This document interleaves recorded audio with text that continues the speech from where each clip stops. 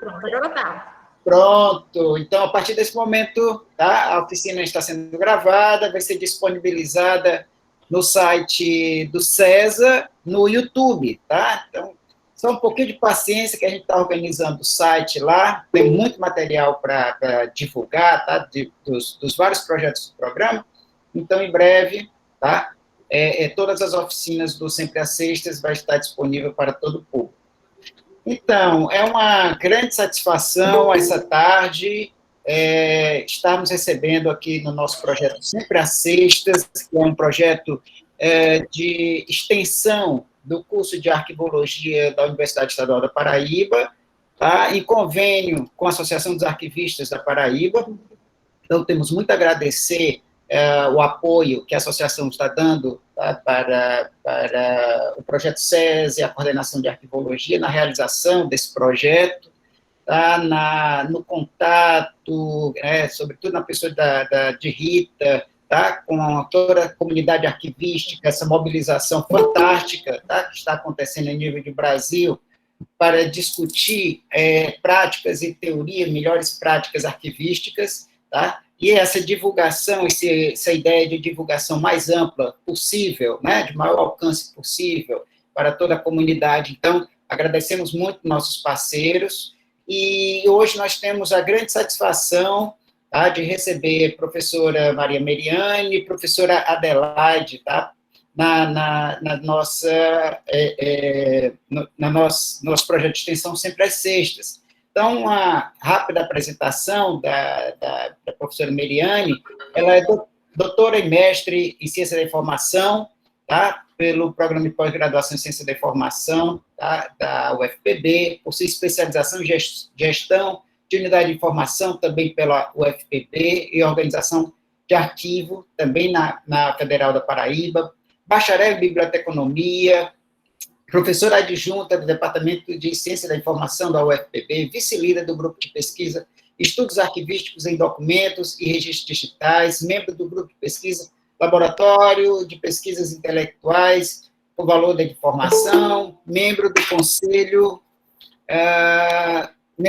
de Ética da Associação dos Arquivistas da Paraíba, e foi coordenadora do curso de Arquivologia entre 2013 e 2017. Também contamos com a presença da professora Adelaide, tá? Doutoranda e mestre em Ciência da Informação pela Universidade Federal da Paraíba, graduada em Biblioteconomia pela UFPB, auxiliadora de conservação de projetos da Rede de Arquivo IFAM e IFAM Paraíba, co-criadora do blog SOS Normalização, participante do grupo de pesquisa, informação, aprendizagem e conhecimento, GIACO. Então, com as duas presenças brilhantes, tá, das nossas colegas e professores, por favor, fiquem com a palavra, tenham uma excelente oficina, né, todos estamos certos que vamos ter uma tarde muito proveitosa, tá, de conhecimentos, tá, com vocês hoje. Então, por favor, com a palavra. Boa tarde, pessoal, boa tarde. Antes da gente iniciar a apresentação em si, eu gostaria de pedir que vocês, por gentileza, desligassem os microfones, porque assim facilita aqui a nossa conversa. E vamos lá. Boa tarde, mais uma vez a todos e todas. Vancardi, muito obrigada pela apresentação, pela generosidade de estar conosco nesse momento.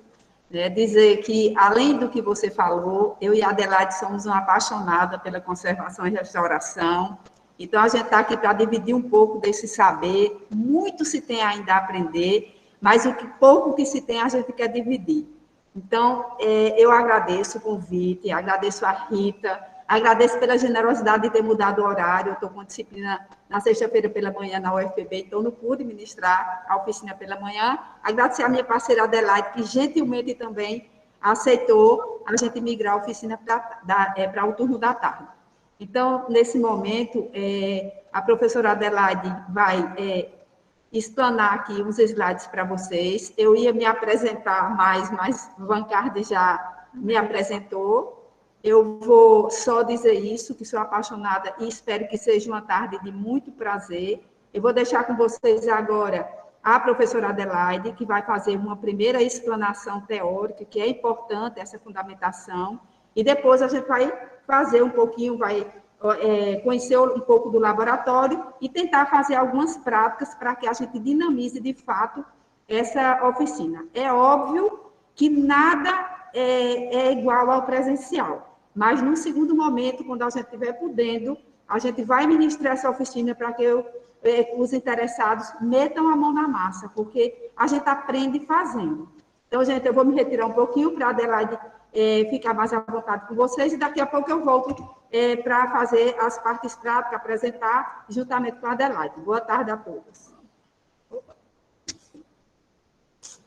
Oi, pessoal, boa tarde mais uma vez. Que bom ter vocês aqui, é um prazer para nós poder compartilhar desse momento de partilha com vocês. Então, eu sou a professora Adelaide Helena e vamos conversar um pouquinho mais sobre as noções de preservação de acervos em papel. Hoje é o nosso primeiro dia. Então, vamos lá. Antes de iniciar um pouco mais sobre o assunto em si, vamos falar um pouquinho sobre quem a gente é. Como vocês viram, a professora Mariana é uma eterna apaixonada pela área de preservação, de conservação e de restauração, e as áreas de interesse dela em geral estão na parte da arquivologia, da preservação e conservação de documentos, na gestão da informação e também competência em informação.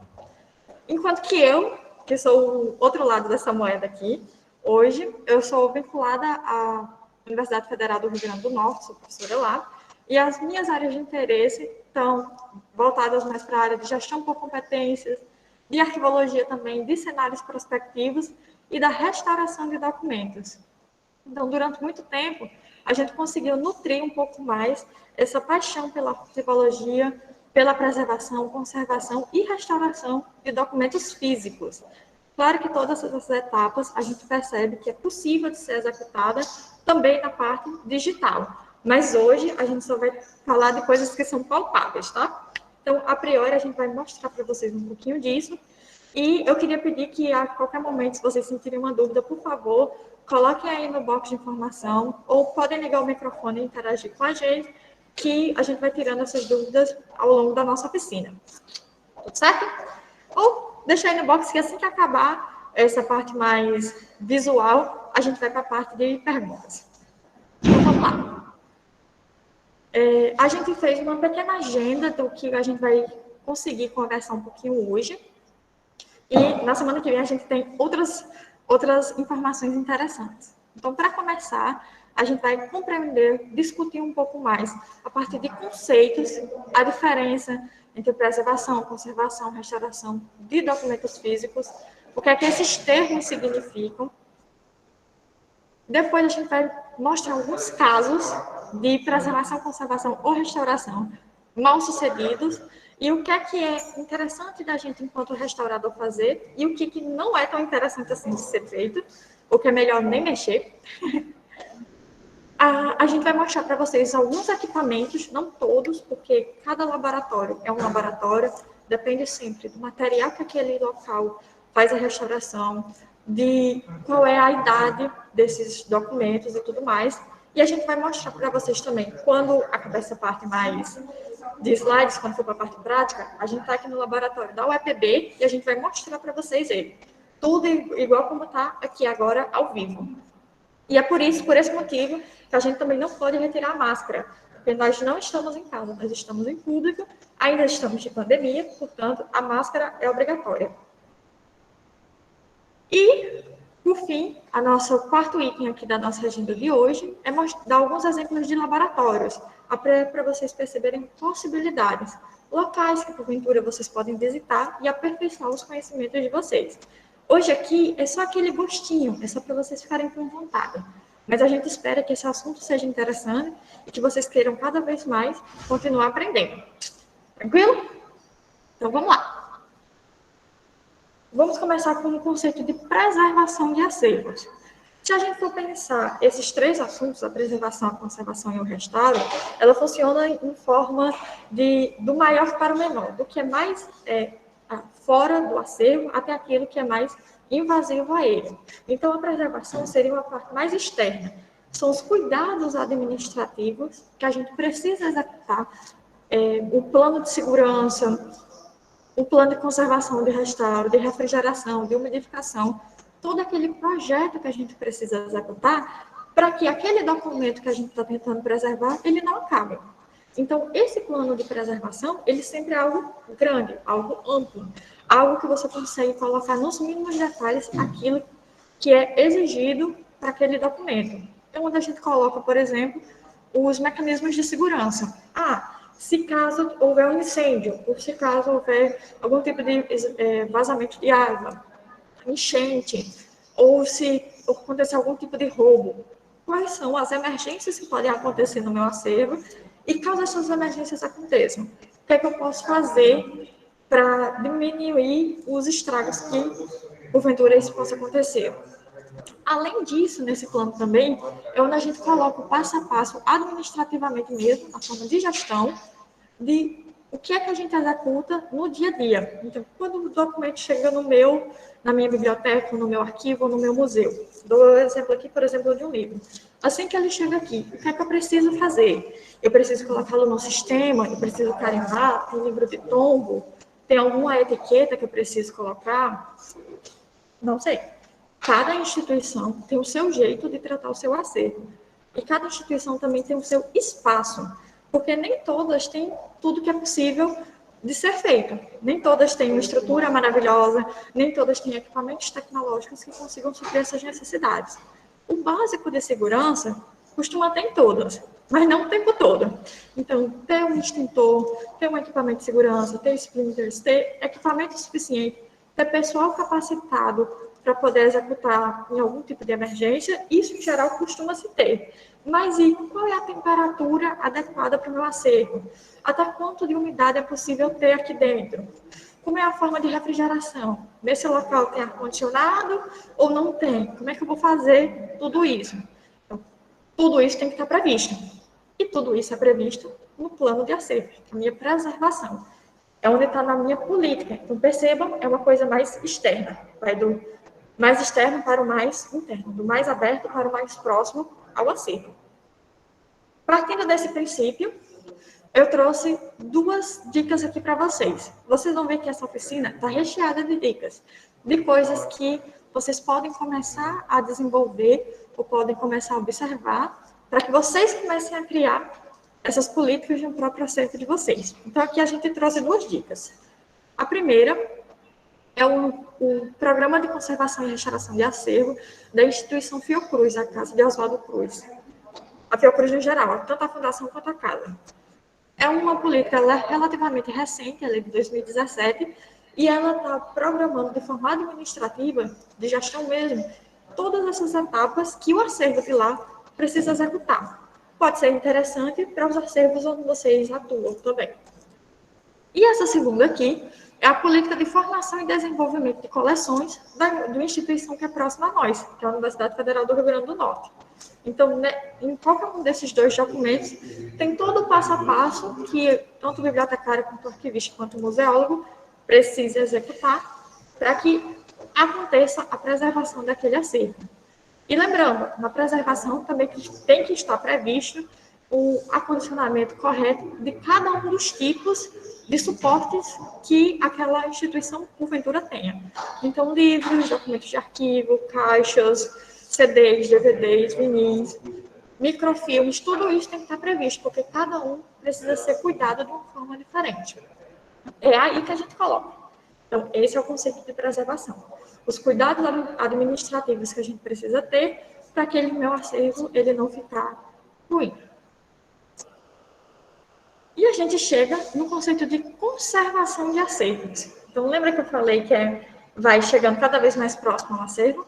Então, a preservação está aqui de modo externo. A conservação seria a parte mediana. Então, a conservação são todas as técnicas, os métodos, a parte mais próxima do acervo que a gente vai fazendo, vai acontecendo, de modo que aquele acervo, aquele suporte específico, ele não fique ruim, ele não fique desgastado com o tempo. De que as coisas desgastam, tudo nasce, se desenvolve e morre. Invariavelmente, as coisas vão ficar ruins e a gente não vai conseguir recuperar. Mas a gente quer que esse tempo, esse desgaste natural, ele leve o máximo possível, o mais lento possível, de forma cada vez mais controlada. Até porque o mundo gira e tecnologias estão surgindo o tempo todo. Então, a gente precisa preservar e conservar para que, caso uma nova tecnologia surja, aquele documento ele consiga ser recuperado. E onde é que entra a parte de conservação? A parte mais próxima do acervo. Então, aqui eu trouxe algumas fotos de exemplo para vocês. Aqui nós temos um acervo de microfilme e veja como é a técnica de conservação utilizada. O microfilme ele fica dentro dessa moldura. Na moldura tem dizendo o que significa aquele microfilme, então depende muito da organização do meu acervo arquivístico. E esses microfilmes estão em determinada organização dentro dessas caixinhas plásticas. Esse é o suporte de conservação ideal para o microfilme, porque evita que poeira, que umidade, que mãos fiquem pegando nele o tempo todo. Aqui do lado, a gente tem um de fotografia, que é o quê? É uma folha de papel neutro, uma boa gramatura, onde as fotografias elas são colocadas com uma identificação arquivística também, com cantoneiras, de modo que a foto ela não dobre, que ela não receba incidência da luz, que ela não fique solta, que ela não receba poeira. Então, ela é guardada, colocada em cantoneiras nessas folhas. Esse é o jeito ideal das fotografias. Um outro exemplo, aqui abaixo. Aqui são plantas arquitetônicas. Vejam como elas estão. Elas estão em um armário grande, o suficiente para que elas não precisem ficar dobradas ou enroladas. Elas estão dentro de saquinhos, de também um plástico mais neutro. Dentro de cada saquinho, se vocês observarem bem, tem uma etiqueta. Nessa etiqueta tem indicando, lá dentro do programa do arquivo, o que significa aquela planta, quando é que ela foi feita, quem foram os arquitetos que fizeram, enfim, toda a descrição arquivística desse documento. E aí elas conseguem ficar sem se amontoarem, sem ficarem em contato com a umidade, facilitando também para a pessoa que está fazendo a busca, de não ter que ficar puxando as coisas loucamente dentro dos sacos, ela consegue ver um a um e tudo mais. E aqui, nessa outra foto, nessa última fotografia, nós temos a foto de uma biblioteca. Então, só de livros estarem nas estantes, dessas estantes não estarem enferrujadas ou não ter nenhum tipo de inseto, como, por exemplo, os cupins, ou baratas, ou traças, já é um espaço de uma conservação interessante. Nas estantes é onde a gente consegue colocar os livros. Esses livros também têm uma organização bibliográfica, a depender da biblioteca e tudo mais. Então, percebam, todos esses suportes são diferentes. A gente tem microfilme, a gente tem fotografia, a gente tem planta arquitetônica e a gente tem livro. E todos, nesses casos, estão sofrendo, de um modo positivo, a ação da conservação. Estão sendo aplicadas técnicas neles de forma estratégica para que tudo aconteça de uma forma controlada, para que a desaceleração do desgaste natural dos documentos ela aconteça. E essas técnicas elas vão desde a forma como a gente coloca determinado documento na estante, até o controle térmico, a luminosidade. Saber que a gente não pode colocar uma luz diretamente no livro, porque isso pode danificá-lo, já é um bom conceito. Que a gente não pode colocar outros itens dentro dele para que não acidifique. Por exemplo, tem gente que consegue marcar o livro colocando uma flor, colocando outros materiais orgânicos. Isso vai danificando o livro. Só de você não fazer isso, você já está melhorando. Então, a gente tem a preservação aqui, que está dentro de uma parte administrativa, é uma parte gerida de forma consciente por aquelas pessoas que são responsáveis pela unidade de informação. Depois a gente tem a conservação, que são essas técnicas que a gente vai elaborando conforme o suporte, de modo que aquele documento ele não se danifique. Então, isso significa o quê? Se a gente tiver uma boa gestão e a gente tiver uma boa aplicação da conservação de acervos, a gente não precisa chegar na restauração de documentos. Então, todo restaurador tem um sonho assim dentro do seu coração de que ele não seja uma função necessária. Se a preservação for bem feita, se a conservação for bem executada, se a gente tiver o apoio necessário da nossa instituição, se a gente tiver o conhecimento necessário, a restauração ela não é necessária. Por quê? Porque a restauração são um conjunto de técnicas que tem algum tipo de intervenção no documento. Então, preservação, conservação, restauração. A restauração ela só acontece diretamente no documento. E ela só acontece quando não houve uma boa preservação ou conservação. Quando isso não foi feito com eficiência e eficácia necessária. O restaurador ele não quer restaurar. Ele só restaura quando está muito ruim. A restauração só acontece quando um documento já está danificado. E o ideal seria que os documentos não se danificassem, que a gente fizesse toda uma estrutura necessária para que a nossa atividade não fosse precisa, que a gente não precisasse executar isso. E a restauração, de um modo geral, ela não consegue recuperar a informação que se perdeu. A gente consegue fazer, às vezes, uma reversão dos danos físicos, a gente consegue estabilizar determinada documentação, mas se a informação for perdida, ela foi perdida. A gente só consegue restaurar o suporte. Se esse livro, por exemplo, tivesse um buraco aqui no meio, eu, enquanto restauradora, não consigo recuperar a informação dessas palavras que se foram junto com o buraco. Eu só consigo preservar o suporte para que mais informação não seja perdida. E, portanto, essa é uma de grande responsabilidade da pessoa que está fazendo o restauro. Porque, às vezes, pessoas com muita boa intenção vai tentar executar um serviço de restauração, vai tentar executar uma técnica, e ao invés de melhorar o suporte, piora. Ao invés de facilitar, de revitalizá-lo, ela apenas piora a situação. E aí fica cada vez mais difícil você restaurar aquele documento. E aqui eu trouxe para vocês uma foto de um suporte que estava muito danificado e precisou ir para a MOP para poder ter o seu suporte restaurado. Olha como ficou depois. E daqui a pouquinho vocês vão ver um pouquinho sobre a MOP, certo? Então, aprendemos já aqui os 3 conceitos: preservação, conservação e restauro. Aqui a gente sempre vai tentar conversar sobre essas três grandes áreas. O ideal é que sempre a gente tente evitar a restauração. Mas, se algo acontecer, é preciso que a gente execute também. E aqui vamos para algumas histórias tristes. Alguns casos de restauro. Alguns vocês podem conhecer, outros não. Mas esse primeiro aí é o Exce de Homo. Esse caso aconteceu na Espanha. A priori, ele foi pintado em 1930. Ele era dessa forma aqui. Claro que isso aqui é uma fotografia pré-restauro. A gente já consegue perceber que ele estava um pouco danificado. Se vocês olharem aqui na roupa, está com muitos pontinhos brancos.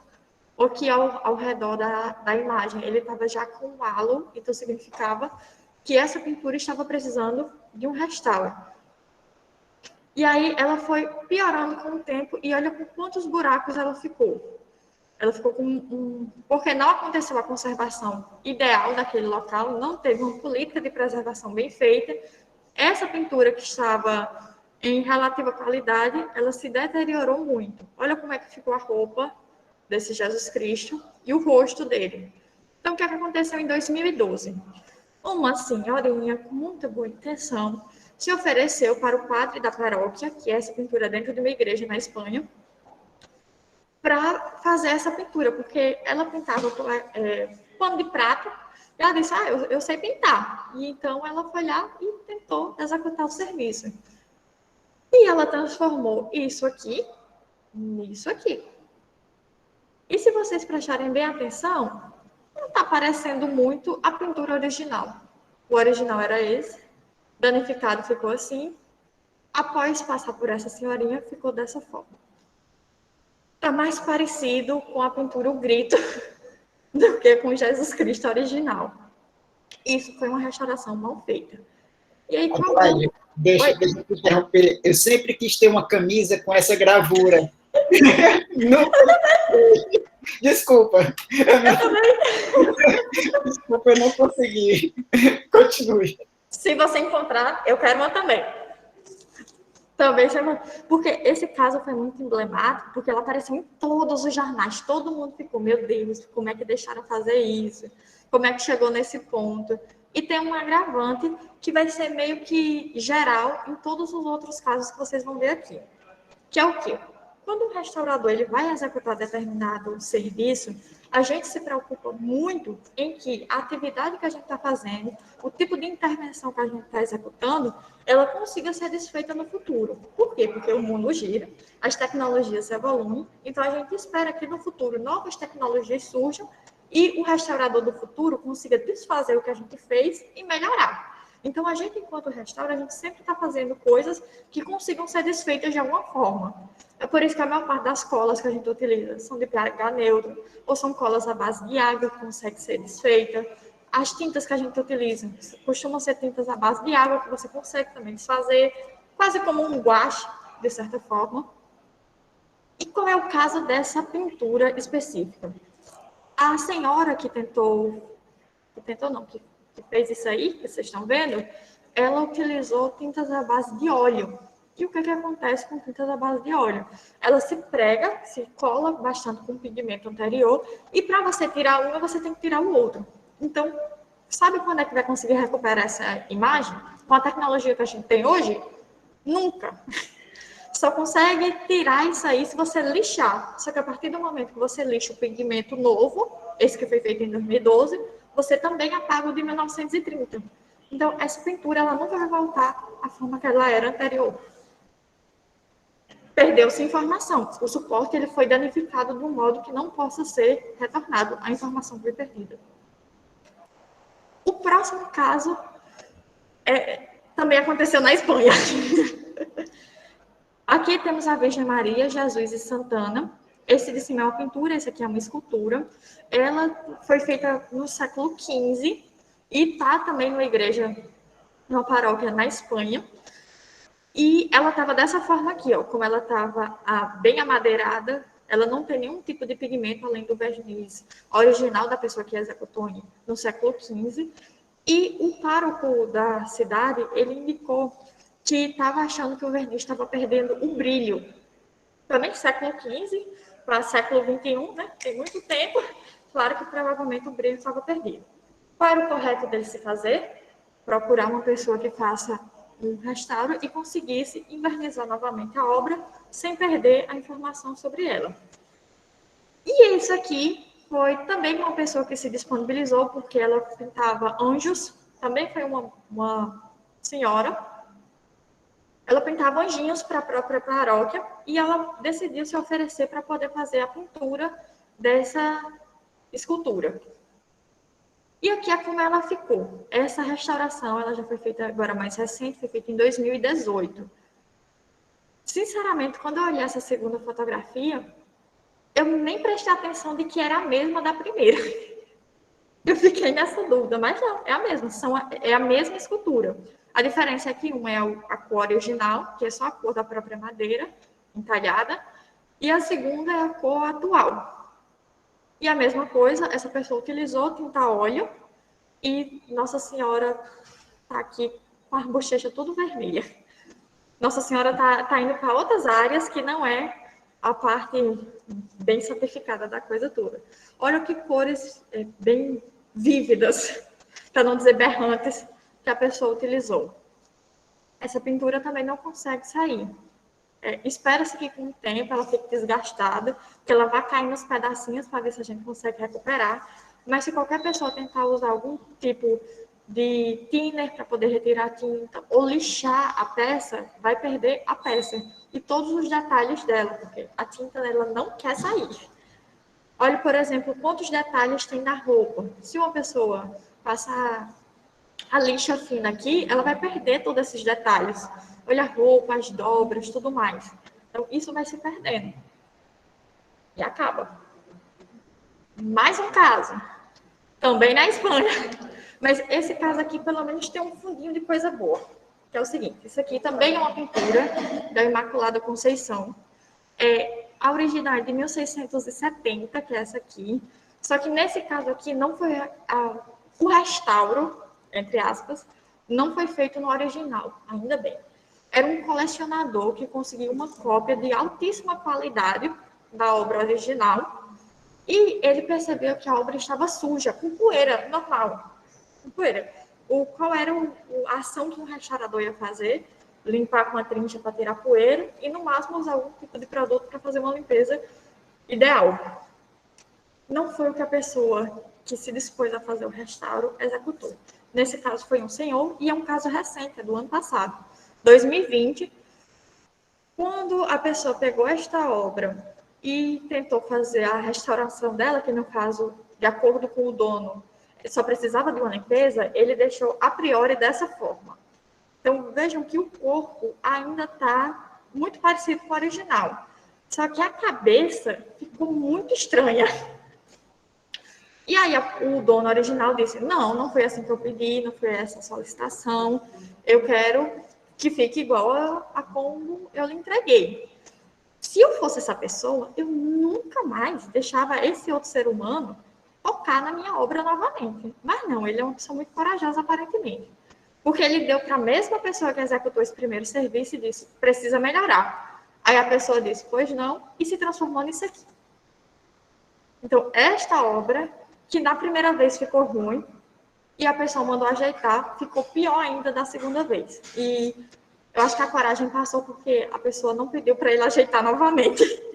Mas, atualmente, ele tem uma réplica de péssima qualidade. É uma réplica que ficou muito feia, muito triste de se ver. Então, esse aqui é mais um caso. E ele também, tal qual todos os outros, utilizou tinta óleo. Tinta base de óleo não pode ser retirada. Era uma réplica, mas mesmo assim era uma réplica de tão boa qualidade, ele gastou muito dinheiro, tanto para comprá-la, quanto para restaurá-la, que não vale muito a pena. Não valeu nada a pena, na verdade. E aqui eu trago o nosso quarto e último caso, que esse aqui é um caso brasileiro e muita gente esquece dele, que é o caso de Nossa Senhora Aparecida. Se vocês são conhecedores da Bíblia, se entendem bastante sobre essa história, vocês vão lembrar que a estátua de Nossa Senhora Aparecida foi encontrada em Aparecida mesmo, aqui no Brasil, onde primeiro se encontrou o corpo, depois se encontrou a cabeça da santa dentro do rio. Isso tudo de acordo com como fala a história. Isso aconteceu em 1717, aqui no Brasil. E quando a cabeça foi colocada no corpo, né, ela fica um pouquinho folgada, mas percebeu-se que era um santo e acontece toda a manifestação religiosa que a gente tem até hoje. É tanto que a Basílica de Aparecida é muito conhecida, especialmente por causa da santa e tudo mais. E eu trouxe aqui a primeira diquinha para vocês também, que é esse livro aqui. Esse livro aqui se chama A História de Dois Restauros, Meu Encontro com Nossa Senhora Aparecida, que é da Maria Helena Chartuni, que é justamente essa senhora que vocês estão vendo aqui na lateral. E o que é que foi que ela tanto relata aqui no livro, quanto vocês podem ver em vários outros locais sobre a nossa santa brasileira. Então, há alguns anos, mais ou menos em 1978, aconteceu um atentado com a santa. Antes de ter basílica e dela ser tão famosa, ela ficava dentro de uma paróquia, dentro da própria igreja, por trás do altar. E a única coisa que a dividia do resto da população era uma portinhola. E essa portinhola não tinha cadeado. Então, o rapaz, na época, depois se descobriu que ele era esquizofrênico, ele disse que estava ouvindo vozes, e essas vozes indicavam que ele precisava quebrar a santa para fazer bem para o mundo. Então, o que foi que ele fez? Quando ele percebeu que não tinha ninguém na igreja, quando a missa acabou e as pessoas estavam saindo, ele saiu do banco, foi para trás do altar, abriu a portinhola, pegou a santa e jogou no chão. E aqui vocês conseguem ver a foto de como que ficou o corpo da santa e todos os micro pedacinhos em que ela se quebrou.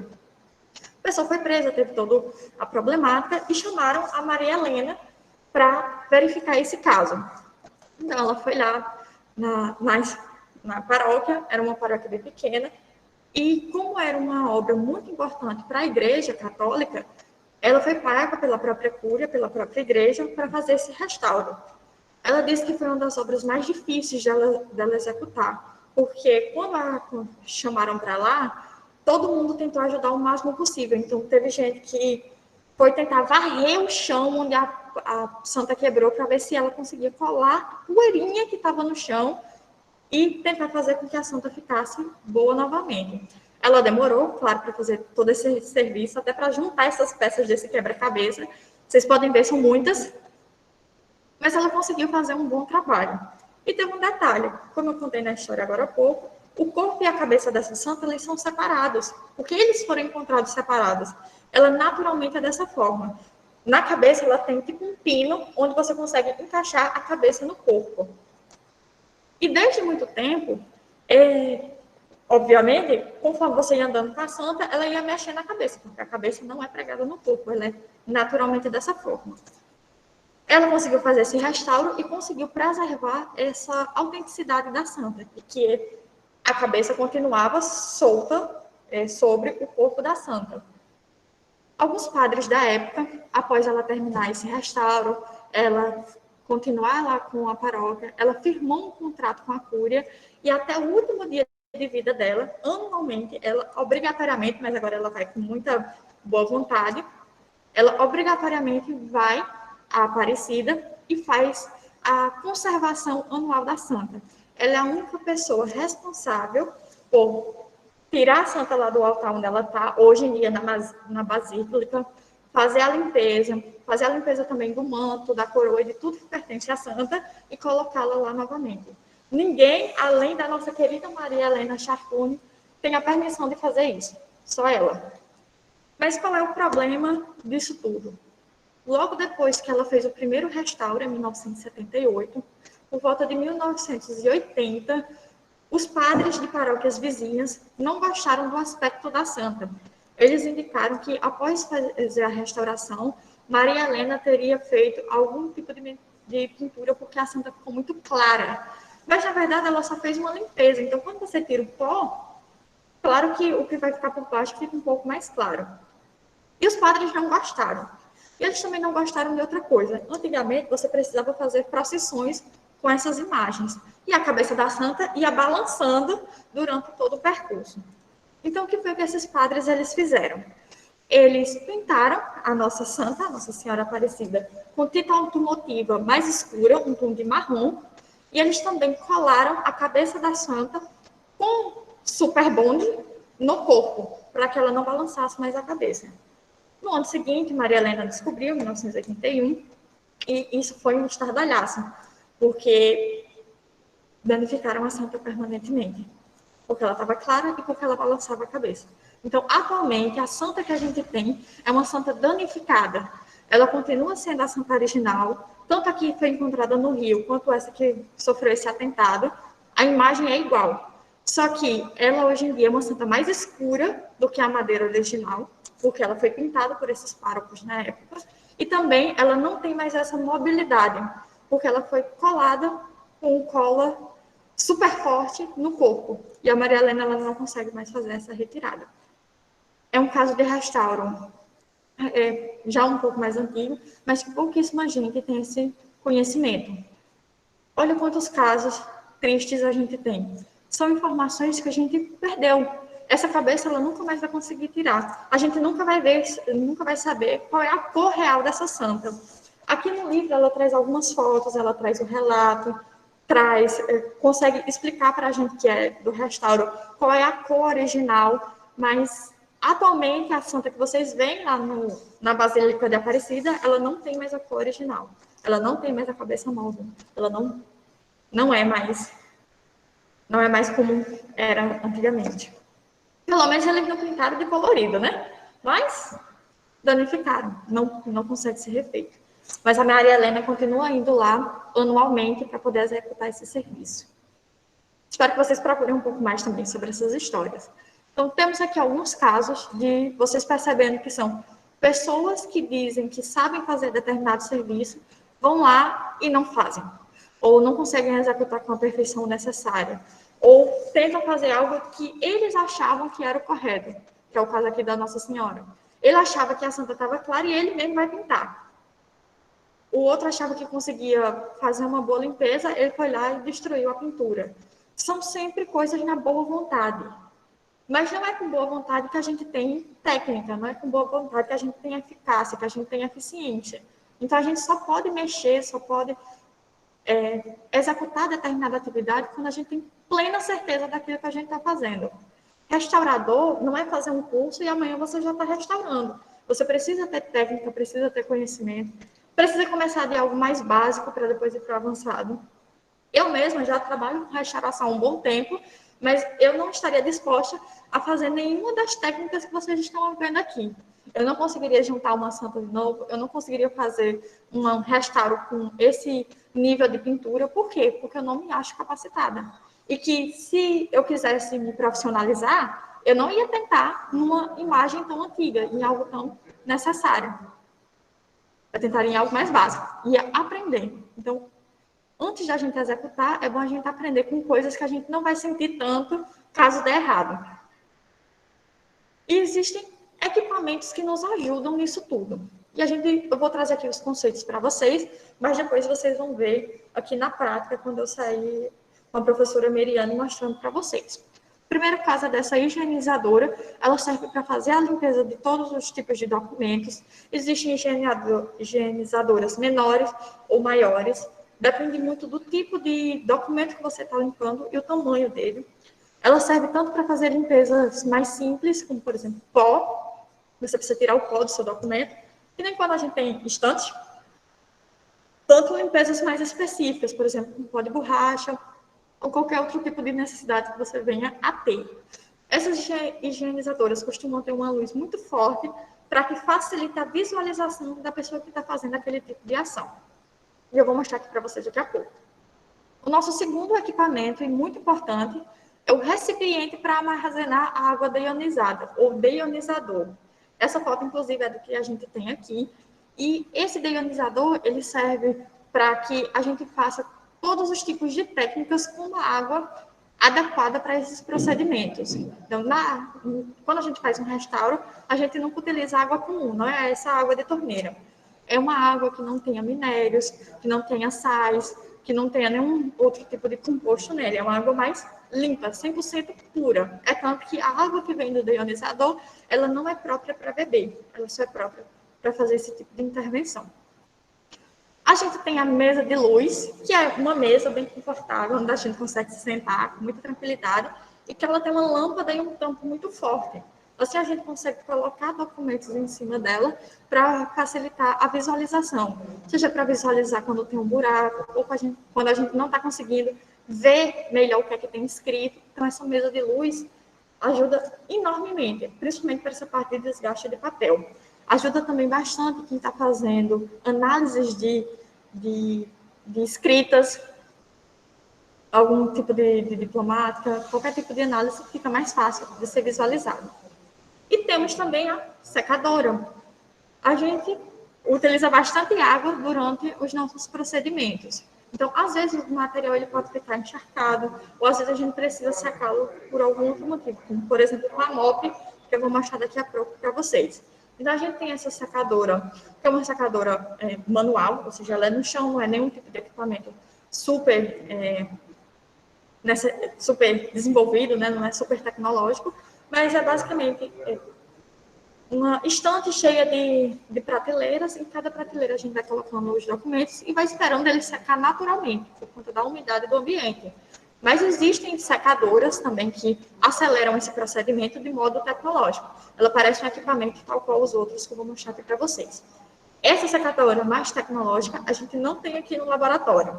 A gente só tem essa que a gente chama de secadora manual, porque não tem nenhum tipo de energia, não tem nada além do que prateleiras que servem para secar. Temos também a estufa.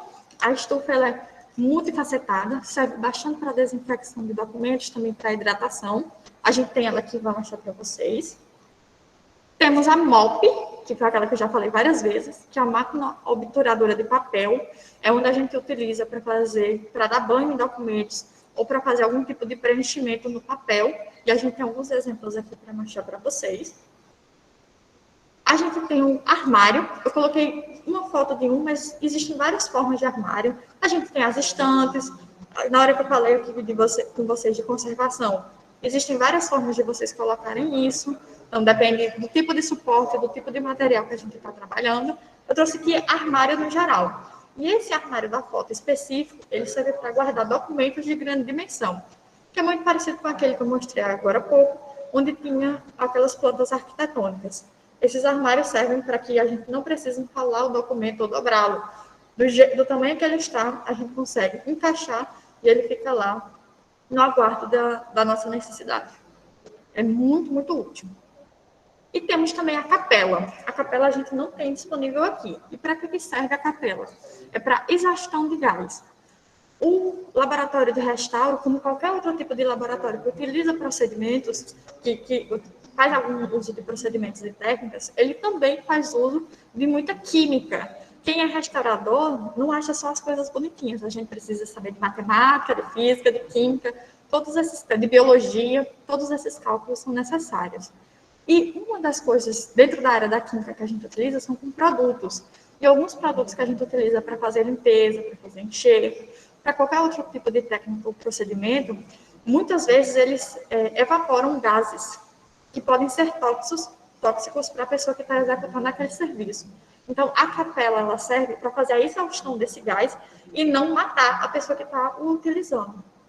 Um exemplo de uso da capela que aconteceu recentemente foi em Londres. O que foi que aconteceu? Eles descobriram que na biblioteca de lá tinham alguns livros muito, muito antigos que as pessoas estavam passando mal toda vez que folheavam. E o que foi que eles descobriram? Que nas bordas, em toda aqui essa parte do documento, tinha cianeto. Porque no tempo da Inquisição, as pessoas costumavam colocar cianeto nessa parte para que as pessoas não lessem o documento. Toda vez que ele pegasse, geralmente a pessoa não passa a mão na boca, teria um pouquinho de saliva para poder passar a página. Foi nesse passa a página que as pessoas estavam ficando doentes. Se fosse alguns anos, a pessoa teria morrido por ingerir essa quantidade de cianeto. Então, como é que essa biblioteca precisou agir? Precisou de alguns produtos para poder tirar o cianeto das lombadas e esse produto ele evaporava o gás do próprio cianeto. Para não matar a pessoa que estava executando a técnica, é necessário que você tenha essa capela, para que faça essa exaustão desses gases. Aqui são alguns equipamentos de modo geral, mas tem alguns outros que a gente precisa utilizar no dia a dia, que a gente chama de utensílios. Por exemplo, o estilete, que serve para a gente cortar e vincar as coisas. A gente tem a lixa, a gente usa lixas bem finas, tal qual aquelas de material de construção, para aparar, para lixar, tanto em documentos de papel, quanto em outros tipos de suporte. A gente utiliza o bisturi, tanto o cabo quanto várias pecinhas diferentes, e o bisturi serve para cortar e para lixar, também a depender da coisa que a gente está precisando executar. O bisturi também, às vezes, serve como uma ferramenta muito interessante para utilizar quase como uma pinça e ajudar a gente a levantar quando é necessário. E temos a pinça, que essa aí é uma mão na roda, ela facilita bastante o nosso tato, porque às vezes quando a gente está no restaurante, a gente precisa pegar pedaços muito pequenos, e só com algo que facilite tudo isso, como uma pinça, a gente consegue pegar esses pedacinhos e montar um quebra-cabeça.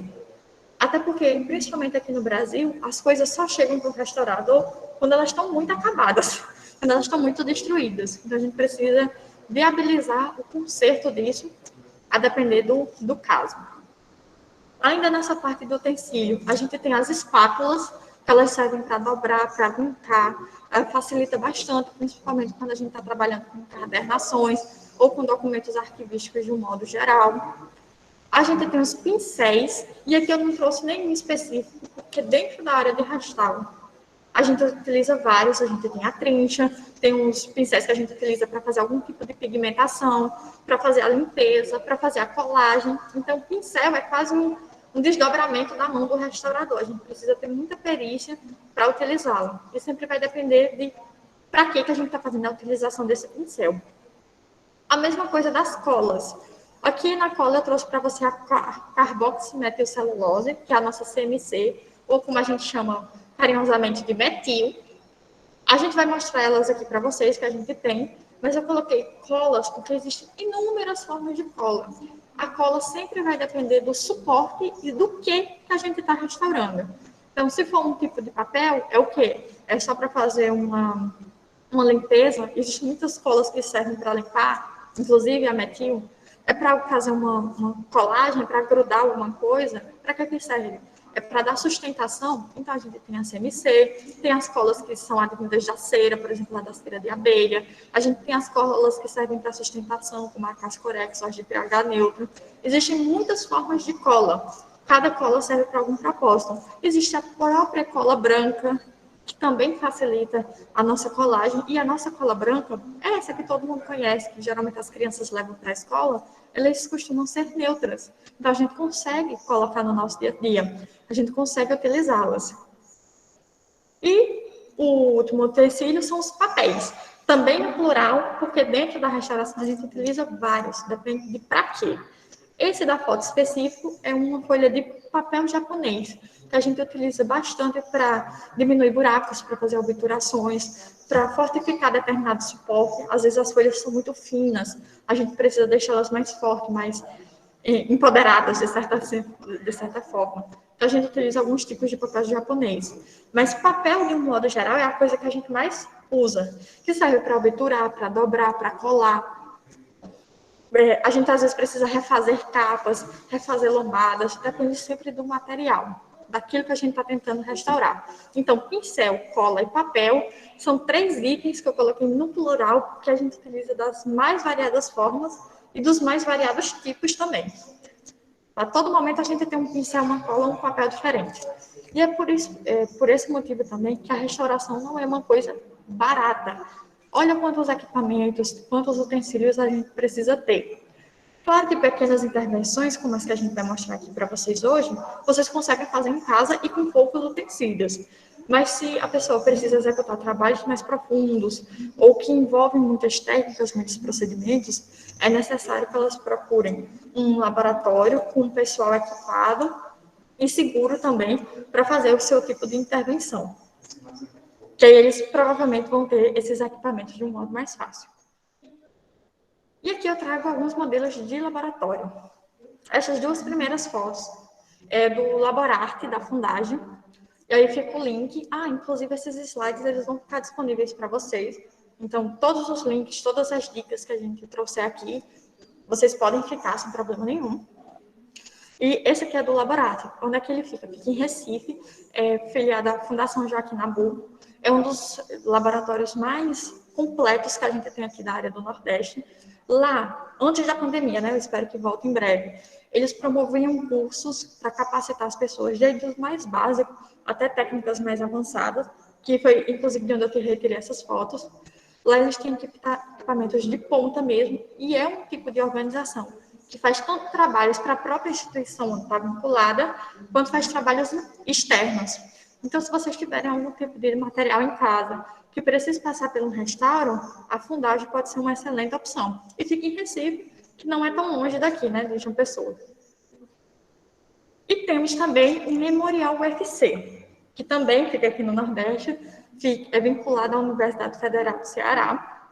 E no Memorial UFC, eles prestam também capacitação, tanto para o público interno, ou seja, técnicos administrativos, professores e alunos da própria UFC, quanto para o público externo.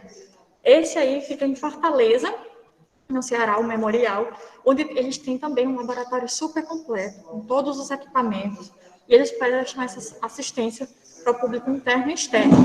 Eu também deixei para vocês aí o link para que vocês observem mais, fiquem por dentro das novidades.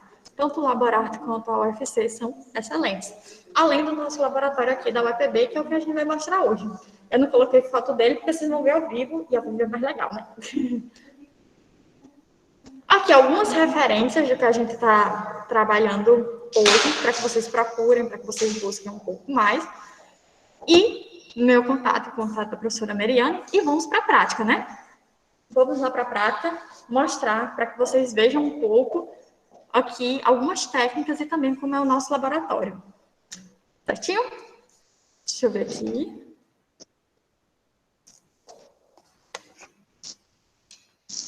Deixa eu ver se já tem alguma pergunta que eu possa responder agora.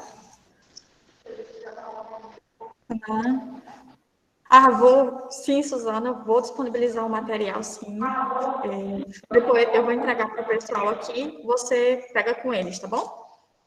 Ele vai ficar a responsabilidade com eles. Deixa eu ver se tem mais alguma pergunta, para depois a gente passar para a parte prática. Na gravação já tá. Na gravação já está o material. Mariana está com o microfone ligado. Na gravação já tem material. Ele não tem. Não, tá todo mundo rindo do caso da Nossa Senhora Aparecida, minha gente, que coisa triste, vocês. Foi realmente para trazer um pouco dessa responsabilidade que a gente precisa ter mesmo. Enviar por e-mail, aí eu já não sei. Bancarda, como é que você vai querer? Eu dou para você. Pode entrar em contato, tá, com a Kathleen, tá, que é a nossa bolsista, tá, e ela pode fazer o envio para quem solicitar. Tá bom? Perfeito. Pronto, então vai ser feito dessa forma. Agora a gente vai para a parte prática.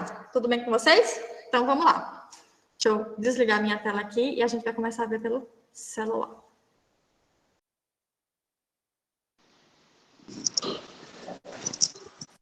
Então, vamos lá, gente, para a parte prática. Deixa eu virar aqui a câmera para a gente mostrar para a Meriane. Prontinho, é contigo, Meriane. Olá, pessoal. Vamos tentar ver um pouco na prática o que a professora Adelaide mostrou para vocês. A habilidade de uma restauração, quando a gente se propõe a fazer algo. Eu vou tirar o óculos um pouquinho, porque está embaçando. Eu só botei para vocês verem que a gente tem que estar todo equipado, porque o EPI é super importante dentro do laboratório, a gente tem que estar todo protegidozinho. Então, a gente está aqui a caráter. A professora Adelaide fala muito da MOP, né, na cura de papel. E aí, a gente está mostrando aqui para vocês que para essa máquina, para o documento ir para a máquina, ele precisa ser testado a acidez do papel e o tipo de tinta também. Sem isso, o documento não pode vir para a MOP. Por quê? Porque a MOP ela é uma máquina que ela vai encher de água, né, e depois a gente vai fazer a restauração. Então, isso aqui é um documento que foi para a MOP, e como a professora Adelaide colocou para vocês, a gente vai recuperar o suporte. Mas vejam que a informação que está aqui, ela foi toda perdida. Por isso que ela colocou a importância do restaurar, do preservar para não restaurar. Então, é super importante que vocês preservem, que vocês tenham toda a técnica de preservação dentro das unidades de informação. Bom, depois desse momento da MOP, o tu está aqui molhadinho e ele vai lá para a secadora, mas a gente vai dar um tempinho porque eu vou tentar ter uma dinâmica para percorrer o laboratório todo. Aqui é um balcão, esse balcão, aqui o documento ele pode receber um banho, se ele for apropriado, para a acidez do papel, remover um pouco essa acidez, depois reforço que for feito o teste. Aqui tem água quente e água fria. A água quente, ela ajuda a dilatar as fibras de papel e o processo termina sendo mais rápido. Como a professora Adelaide falou também, né, da deionizadora, ali é onde a gente bota o cloreto de cálcio, né, essa máquina é super importante, porque tudo que for feito de trabalho, de intervenção dentro do laboratório tem que ser feito com água deionizada, exceto a higienização dos documentos. Bom, como eu falei para vocês, quando o documento sai lá da MOP, ela vem para a secadora, que é essa criança aqui. Para a gente botar o documento na secadora, é importante que a gente bote um mata-borrão. O documento ele vai ficar aqui e normalmente leva 24 horas, ele seca naturalmente. Quando o documento seca, ele vai ficar claro, ondulado. E aí a importância do documento ir para a prensa e passar mais 24 horas, às vezes até 36 horas na prensa, para que ele tenha uniformidade e volte ao normal. Nós vamos deixar um tempo para todas as perguntas de vocês, né? Então, eu estou mostrando isso aqui, a gente vai, vou tentar ser o mais objetivo possível, porque eu quero fazer práticas com vocês ainda. Então, é muito importante. Essa daqui é a estufa, a professora Adelaide também falou da estufa para vocês. Essa máquina ela é super importante porque ela tem 3 funções. Eu penso que todo mundo lembra que os mapas, antigamente, eles eram guardados como os canudos de fotografia. Então, os mapas eram guardados, muitas vezes até os diplomas eram guardados dentro daqueles canudos. Então, o que era que acontecia? O documento, ele é feito de fibra, ele tem água, ele é como a gente. Então, o que era que acontecia? Ele perdia, então ele endurecia. Quando a gente retirava o documento de dentro, se abrisse, ele quebrava. Porque ele tinha perdido toda, digamos assim, o oxigênio do papel. É como se nós perdêssemos o oxigênio. Então, essa máquina, ela solta um vapor, o documento é colocado dentro, como vocês estão vendo, a gente fez uma simulação, a gente delimita o campo do documento e a gente liga que sai um vapor daqui. Esse vapor a gente bota mais ou menos 6 minutos, desliga para o documento ir aos poucos se hidratando. Liga novamente, a gente faz esse processo uns 3 vezes. Então, o que é que acontece? O mapa, o documento, ele vai abrindo sozinho aos poucos. Outra função dessa máquina é o clareamento do documento. Óbvio que a gente nunca vai conseguir transformar o documento, digamos assim, na cor, clarear muito. A gente chama essa máquina de incubadora porque ela tem mais ou menos essa função mesmo, de trazer o documento à vida. Aqui são pequenas obturações também, que a gente pode usar aqui mesmo em papel. Como eu sou pequena, eu prefiro usar a minha proteção, abrir a máquina e trabalhar. Mas tem gente que tira essa parte e trabalha aqui em cima. Então, qual é a diferença desses procedimentos? Saiu. É o produto que vai botar nessa caixinha aqui, ó. Essa caixinha de água, é o que a gente vai botar. O clareador, a gente vai usar para umidificar o documento que está seco. Então, isso aí vai depender de todo esse processo que a gente vai escolher. Bom, a professora Adelaide falou também desse móvel, que a gente também chama de mapoteca. Esse armário é onde a gente vai botar os documentos de grande dimensão, porque assim como o documento que foi enrolado, o documento dobrado, ele também vai quebrar. Então, lembrar sempre daquele movimento que a professora Adelaide falou, preservar, conservar e restaurar. Então, se a gente aprender isso e fizer na prática, a gente vai estar tendo um processo grande, porque se a gente botar aqui o documento, se o ambiente está propício, esse documento vai... Temos ela faz um duplo papel. Como em João Pessoa a gente tem um clima muito úmido, então ela tira a umidade relativa do ar para deixar na temperatura ideal. Então, por exemplo, Brasília, que tem um clima muito seco, então ela vai servir para umidificar um pouco o ar, deixando a temperatura relativa do ar. Aqui são os microscópios, onde se vai trabalhar, se pesquisar. Como a professora Adelaide falou, ser um restaurador não é fácil, tem muita pesquisa, tem muito estudo, tem muita descoberta, então que a gente possa cada vez mais ter essa responsabilidade. Aqui atrás da professora Adelaide, né, tem essa máquina que ela serve, ela é uma máquina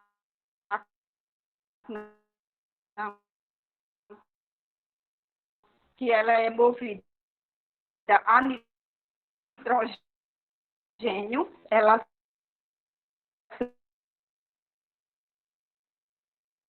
serve para a gente tirar os fungos, a gente matar o fungo, porque o nitrogênio tira também todo o oxigênio do ar.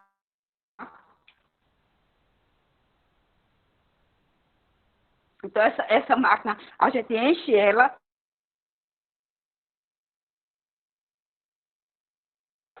e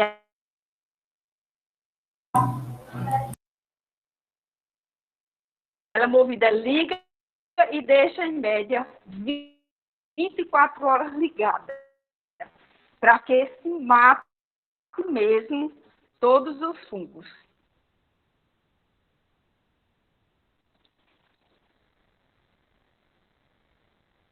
Mais alguma coisa? Vamos para cá.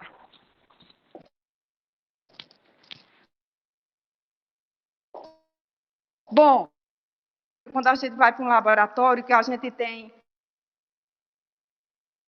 um documento. Daí a imagem. Se tiver algum problema, gente, vocês avisam que eu vou melhorando aqui também. Pronto, estou ouvindo? Agora eu consigo ouvir. Pronto, vamos lá. Se tiver algum problema, gente, vocês avisam que eu vou melhorando aqui também. Mas vamos lá. Então vamos lá. Como eu estava explicando para vocês, a higienização ela precisa ser de maneira correta, a gente tem que estar sempre com luva.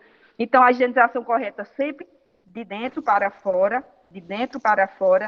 E às vezes essa higienização precisa ser folha a folha, dependendo da sujidade do documento. É em cima da gente, então é super importante que a gente tenha um cuidado e a gente vá limpando. Outra maneira de higienizar é com o pó de borracha. Então, esse pó de borracha, ele é feito com borracha comum, que você vai ralar no ralador. Você tem esse ralador, então a gente faz uma petequinha, a gente coloca o pó de borracha para a gente melhorar esse documento aqui, ele não está sujo. Mas se vocês fizerem essa experiência, quando a gente faz essa higienização, a gente vê que melhora muito, muito, muito, muito a cor do papel. Então, é feito disso. Não coloquem nunca força. Não é a força, é a fricção da borracha com a petequinha que vai conseguir fazer essa higienização de maneira correta. Qual é a vantagem do pó de borracha? É que ele sujinho, ele vai ficar sujo, como vocês estão vendo aqui, ó. Isso aqui foi feito de higienização. A gente pode lavar, escorrer ele em uma peneira e reutilizar. Então, o mais importante, é agora, a gente vai limpar. Como a gente quer reutilizar, já que a gente vai reutilizar, então a gente não vai botar dentro da sugadora. A gente vai deixar aqui e depois a gente vai apanhar ele direitinho. Então, vai fazendo assim. Agora, quando for sujidade, vai cair aqui dentro da sugadora. Bom, essa aqui é um momento muito importante, essa é a mesa iluminadora. Quando a gente começa a avaliar um documento, a gente não percebe, né, de fato, qual é a danificação. Às vezes a gente não consegue, muitas vezes, ver a olho nu.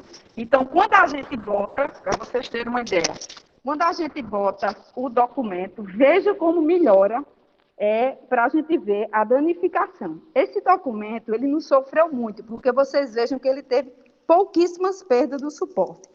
Então, quando isso acontece, o que é que a gente faz? Se o documento tivesse perdas grandes e ele aguentasse o banho, né, aguentasse uma restauração maior, a gente levaria ele para a MOP, porque facilita muito. Entretanto, reforço, a informação teria sido perdida. Neste caso, para mostrar a vocês que vocês podem fazer em casa, a gente tem aqui o metil, que a professora Adelaide já deixou pronto aqui. A gramatura, nós temos, na verdade, gramatura não, consistência. Nós temos a consistência grossa, nós temos a consistência fina e nós temos a consistência fininha, que é o que eu vou usar aqui para a gente fazer, ó. A gente preparou aqui, vocês estão vendo, ó, isso aqui é polpa. Essa polpa aqui, ela é feita com pigmentos. A gente vai misturando, a gente pega água deionizada, pega papel de pH negativo, o papel pode ser até um mata-borrão, contanto que seja de pH negativo. Então, o que é que a gente vai fazer? A gente vai misturar as pigmentações para que a coloração ela se aproxime o mais perto, fique o mais perto do papel. Então, aqui não tem todas as cores, a gente tem alguns exemplares aqui para mostrar para vocês, mas para vocês verem como é sério essa questão de restauração. O documento, ele precisa ser mostrado que ele foi restaurado. Ninguém vai conseguir fazer o original, como a professora Adelaide disse. Você vai ter que deixar rastros que aquele documento foi restaurado. Então, daqui a pouco, eu vou tentar fazer aqui um pouquinho, ó. Já botei um pouquinho da polpa aqui. Agora, a gente vai botar um pouquinho do metil. Bota o metil para eles aqui de lá. Ó o metil, gente, a consistência bem grossinha. Deixa eu mostrar para vocês aqui um pouquinho do metil. Deixa eu botar assim uma barreirinha para vocês verem. Vejam que que ele parece uma geleia, uma gelatina de cor de transparente para um levemente amarelado. Aqui ela está em consistência muito grossa. Por exemplo, eu viro o pote e ele não cai. Esse aqui é como se fosse o ponto neutro, é o mais grossa que ela pode ficar. A depender de como a gente consegue, a utilidade que a gente vai dar para ela, se vai ser de cola mesmo ou vai ser de limpeza, a gente vai afinando de certa forma, ou seja, adicionando mais água até ela ficar na consistência desejada. Realmente alguém aqui botou que parece gel de cabelo. Parece gel de cabelo. Bom, eu vou fazer agora, tentar fazer uma pequena obturação aqui manual. Então, tá aqui a polpa que a gente fez. Posteriormente, no momento presencial, a gente vai trazer vocês para cá, para o laboratório. Então, a gente vai botar aqui, ó, um pouquinho, misturar aqui, que já está pronto. A gente vai tentar aqui. E aí, a gente vai pegar e fazer, ó, um maçaricozinho. A gente vai maçaricar para a gente fazer, tentar fazer aqui uma polpinha.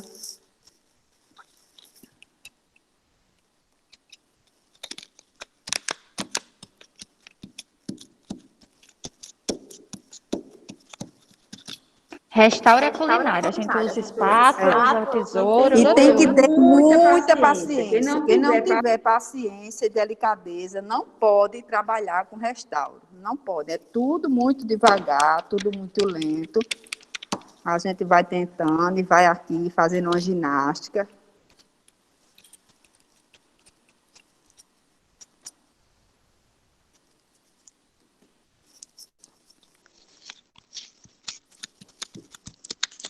Lembrando que antes ela era sólida, assim, ó, são pedacinhos mesmo de papel. Deixa eu botar assim que fica mais fácil vocês verem. São pedacinhos de papel, parece quase um papelão, de certa forma. Ó, são pedaços, que aí você vai misturando com a cola, e que aí cada vez mais ela vai se tornando uma polpa, não necessariamente algo sólido, vai se tornando algo mais pro líquido. E, ó. Parece papelzinho. Vamos esmerando aqui.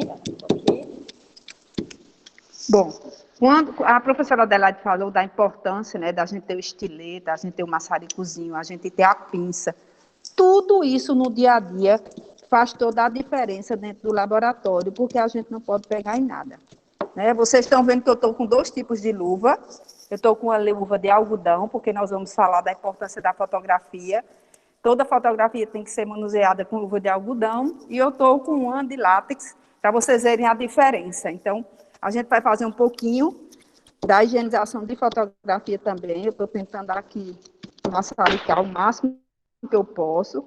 Deixa eu ver se eu consigo já fazer uma representação aqui para vocês. Então, a gente vai pegar e a gente vai tentar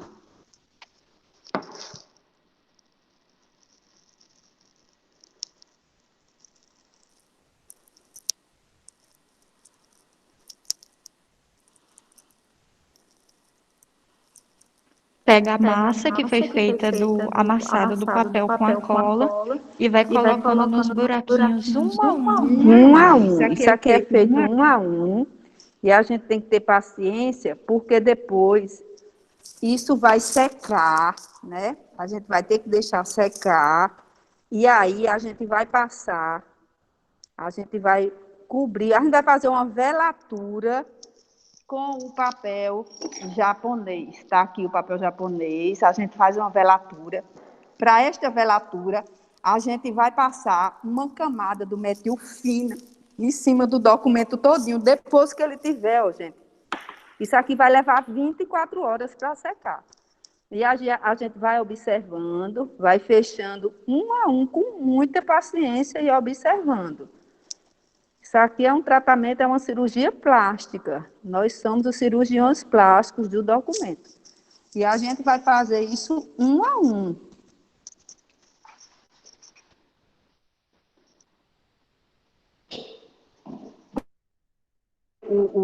A nossa polpa,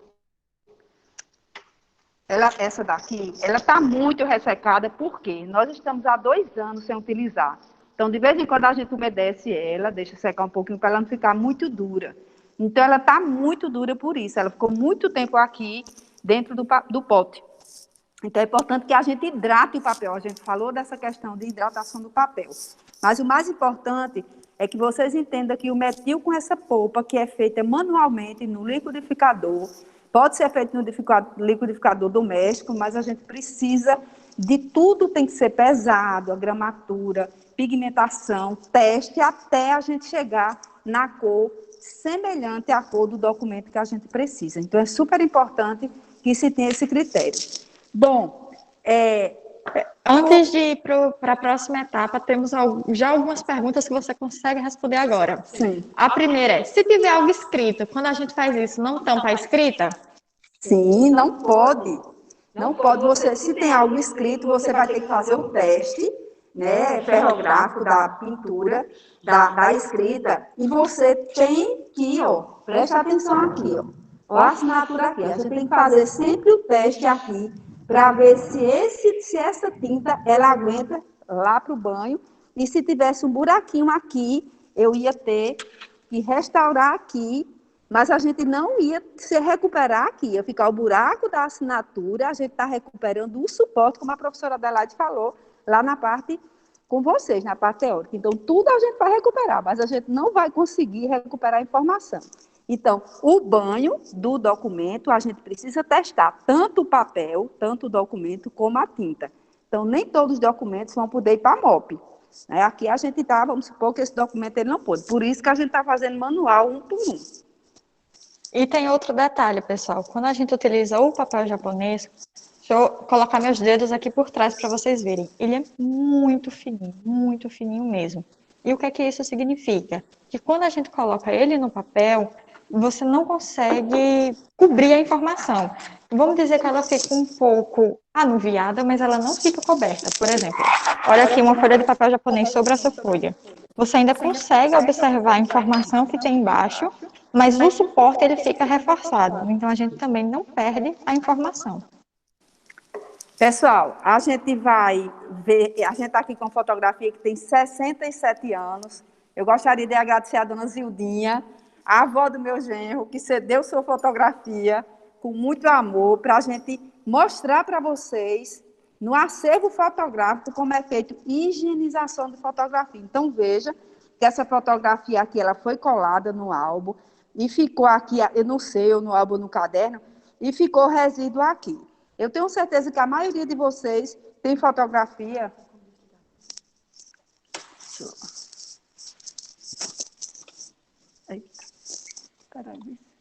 Só um minutinho, pessoal. Pronto, desliguei. Pronto, muita gente antigamente colava as fotografias naqueles álbuns cinza, que quando tirava, ficava esse resíduo atrás. Eu penso que a maioria conhece isso. Então, o que é que a gente faz? Então, mata borrão. Ali, ó, deixa eu pegar. Deixa eu pegar aqui o mata borrão.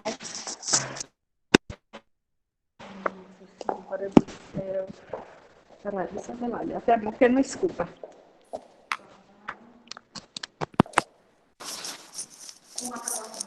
Pegou o mata-borrão que estava lá na secadora. O mata-borrão que estava lá na secadora, a gente não pode fazer absolutamente nada sem em cima. Está escutando a Adelaide? Está em cima do mata-borrão.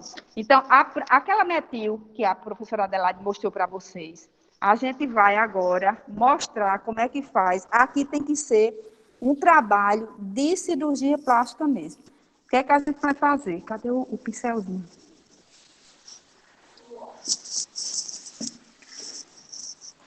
Aqui. Pronto. Então, ó, mostra o pincel.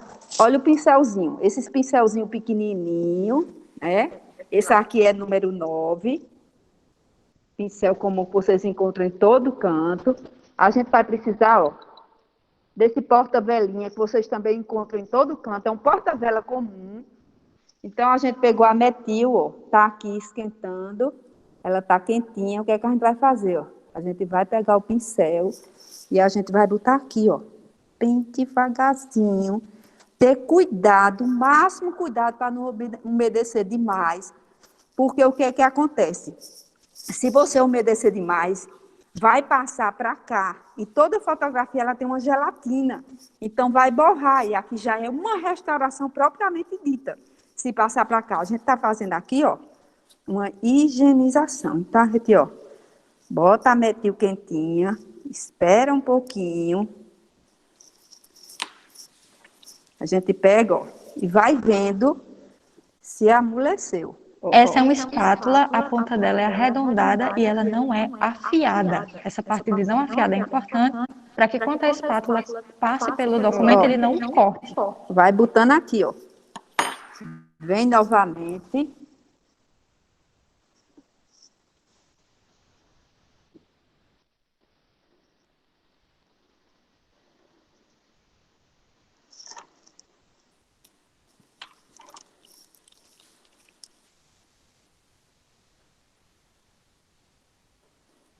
Quando tiver duro, pessoal, não insistam. Esperem um pouquinho, umedece mais um pouquinho. Não pode, porque senão rasga a fotografia. Então, a gente tem que ter muita cautela, muita paciência para não acontecer com o documento o que a professora Adelaide mostrou nas esculturas, né? Aquele desastre lá. Então, a gente aqui, a gente não quer fazer, olha como já está amolecendo. Tá vendo, ó? Olhem para aqui, ó, saindo todinho. Mas isso tem que ser feito com muita paciência mesmo.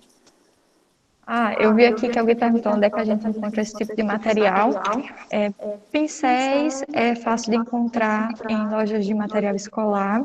Esse tipo de espátula que ela está utilizando aqui, bisturi, e toda essa parte mais de corte, a gente encontra geralmente em lojas de produto hospitalar ou odontológico. Inclusive, essa aqui eu comprei num monte de produto odontológico. A parte de papéis, a depender do tipo de papel que você está interessada, você encontra em lojas de papelaria no geral. Aqui na a Sudipel tem muito tipo de papel. Pronto. E também, quando a gente não encontra aqui em João Pessoa, é necessário a gente ir para outros locais, como, por exemplo, a Casa do Restaurador, que fica em São Paulo, mas entrega aqui na Paraíba, e a LED Encadernadora. A maior parte desses papéis japoneses, por exemplo, a gente não encontra aqui na Paraíba para comprar. Então, a gente sempre tem que fazer essa importação de outros estados. Alguém está perguntando aqui, Ana Isabel, se você está tirando a cola antiga. Alguém está perguntando aqui, se você está tirando a cola antiga. Ana Isabel, eu estou tirando a cola, na verdade é uma cola, isso é resíduo do outro documento que foi colado. Eu não sei se foi um álbum que tinha essa parte aqui antiga, e quando a fotografia foi retirada, ela veio junto com o documento, então não é cola. Na verdade, tem cola também, Ana Isabel, mas isso aqui é papel, ó. Isso aqui, tudo que está saindo é o papel. A cola está entre esse papel aqui e o documento. Entende? Então, quando o papel está saindo aqui, esse resíduo aqui do outro álbum, digamos assim, está saindo a cola junto. Mas a fotografia, se você passar aqui, ó, o dedo, a textura da fotografia, ela está ficando perfeita, está voltando a ser. Porque quando você vê aqui, porque não sei se dá para ver, está áspero, está alto. E quando a gente faz essa higienização que eu estou fazendo aqui para vocês, a gente volta a ter a fotografia original. Agora, essa manchinha aqui não vai sair mais. Por quê? Porque a fotografia, diferentemente do papel, não pode ir para o banho. Porque aqui é todo um outro contexto. Leva gelatina para a fotografia. Veja, essa fotografia ela tem 67 anos. Então, a gente tem que ter muito cuidado nessa fotografia.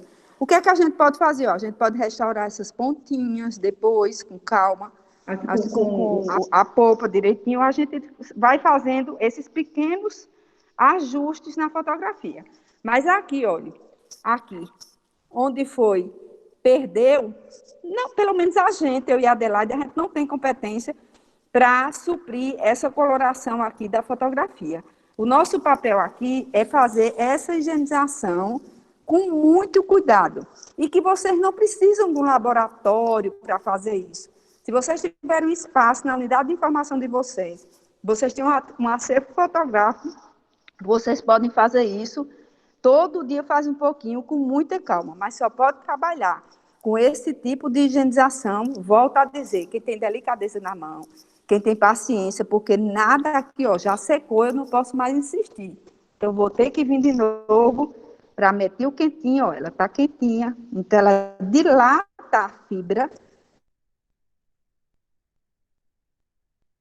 Eu espero um pouquinho, quando eu espero esse pouquinho que eu venho, olha como ele solta, né? Ele já vai soltando, olha. Prestem atenção, ó. Veja.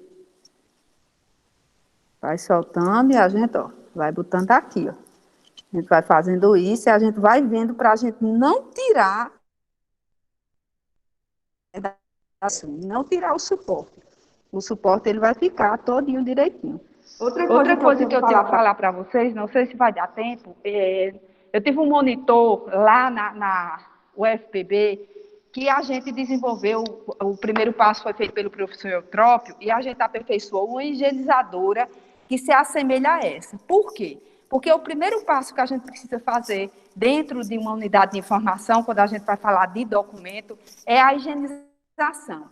Então, Marcílio gentilmente fez um tutorial para vocês aprenderem a fazer do jeito que a gente fazia no laboratório. A gente construía com os alunos dentro, com os próprios professores que tiveram a oportunidade de fazer a oficina comigo. Então, a gente vai passar agora. Se vocês ainda tiverem alguma dúvida aqui com a higienização, eu estou aqui para tirar essa dúvida e a gente vai para vocês aprenderem. Por quê? Porque muita gente tem pedido o tutorial dessa higienizadora. Como vai ficar gravado, vocês vão poder assistir várias e várias vezes. Como a gente se encontra de novo sexta-feira que vem, vocês tentem fazer durante a semana, e semana que vem a gente pode reforçar algum procedimento que foi feito hoje, e a gente vai fazer outros procedimentos também. Então, vamos agora conhecer como é que faz uma higienizadora?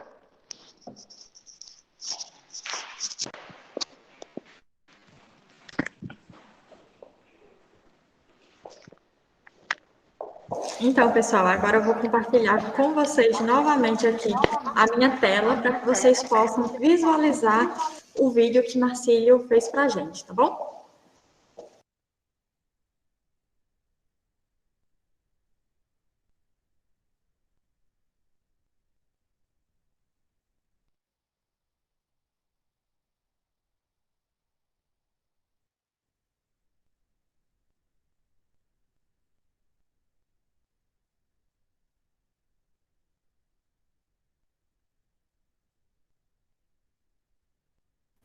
O áudio está desligado.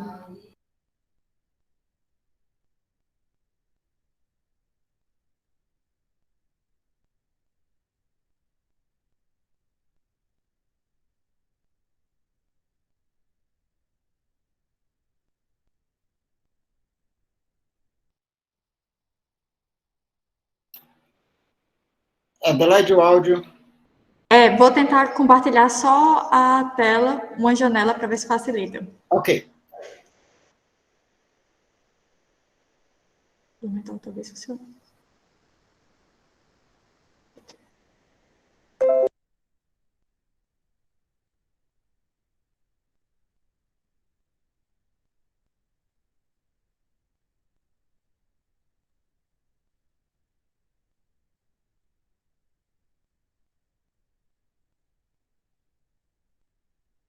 Está sem áudio. Depois com a É professora isso que eu estou Daniele, para saber mais daqui. um semestre. Vê se agora E facilita. aí, durante o período de... Agora foi. Uma das coisas que a gente desenvolveu lá. Olá a todos, saudações arquivísticas. Eu me chamo Marcílio Herculano, eu sou arquivista já formado pela UFPB em 2018. Atualmente sou aluno graduando de biblioteconomia, ainda nesse ano de 2021. E aí eu vou passar um pouco para vocês do que eu aprendi enquanto monitor da disciplina de laboratório de restauro, conservação e restauro. No primeiro momento, fui monitor por 2 vezes com a professora Meriane e depois com a professora Daniele, mais um semestre. E aí, durante o período de monitoria, uma das coisas que a gente aprimorou, na verdade, né, que a professora Eutrópio passou essa forma de fazer essa higienizadora com um modelo artesanal, aproveitando uma caixa, e quando veio para o nosso laboratório, e aí a gente foi adaptando para ficar o mais próximo possível da que se vende hoje, chamada de industrializada, né? E aí nós adaptamos, melhoramos, pensamos em coisas de forma que deixasse ela mais próxima do real. E ainda pode ser aprimorado, né? Depende de cada um. E aí eu vou passar para vocês agora como é que a gente faz essa higienizadora. Então, os materiais que vamos precisar, basicamente uma caixa, régua, um estilete, tesoura, fita adesiva, preferência fita crepe inicialmente, e aí as medições da caixa. Para que seja uma medição aproximada da higienizadora industrial, ela tem as dimensões de 70 centímetros em média. 70 centímetros em todos os lados, né, que é para ser o mais quadrado possível. Então, seria 70 nessa extensão, 70 nessa extensão e 70 nessa extensão. Ok? Como eu não consegui uma caixa nesse tamanho, mas aí eu vou demonstrar nessa caixa que eu consegui aqui. Mas quanto maior, melhor, para você ter espaço de movimentação e espaço também para acumular as sujidades no fundo da caixa, né? Então, vamos começar as primeiras medições e os primeiros procedimentos. A caixa ela está nesse sentido, onde as abas estão para cima nesse momento, 4 abas. E aí, o que a gente vai precisar? Vai precisar deitá-la inicialmente, e aí a parte mais larga, uma das partes mais largas vai ser a base, e essas outras 3 abas a gente vai dispensar. Então, a gente vai retirar essa aba de cima e as 2 abas laterais, ok? Vamos lá para fazer esse processo. Aí você vai passar o estilete, recortando as abas. Tem a sua primeira, vai passar aqui, a sua segunda, vai passar aqui. Dispensou a terceira aba. Estamos apenas com essa aba, a aba de baixo, que a gente vai chamar de base, tá ok? E agora a gente vai fazer as medições para o corte. Vamos chamar essas partes laterais de paredes e a parte de cima de teto. Nas paredes laterais, nós vamos medir a metade do que ela tiver. Se você conseguir uma caixa com 50 centímetros de altura aqui, você vai cortá-la com 25. E assim por diante, 60, 70, você vai cortar na metade, vai fazer a marcação aqui na metade. Essa minha, eu vou medir aqui para ver quanto é que dá. Essa daqui tem 24 centímetros. Então, se tem 24, eu vou marcar aqui 22. Desculpa, 12. 12 centímetros.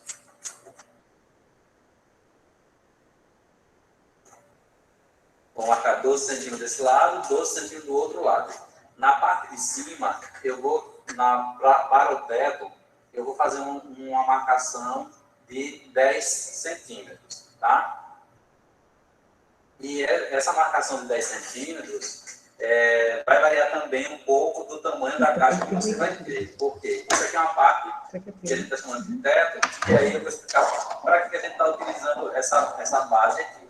Se for uma caixa com comprimento maior, você vai poder deixar aqui até com 15 centímetros, tá? Dependendo do tamanho da sua caixa. Se for uma caixa, como essa minha tem 28 centímetros aqui de profundidade, eu estou deixando apenas 10 centímetros aqui de teto, tá? Mas se for uma caixa com profundidade maior, 15 centímetros, de 15 centímetros é o tamanho ideal, tá bom?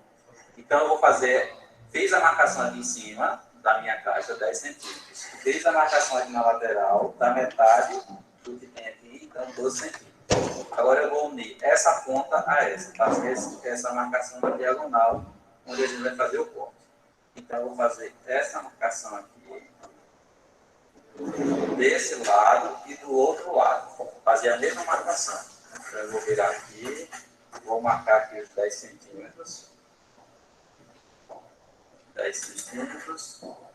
E aqui, 12. E vou fazer a marcação na diagonal.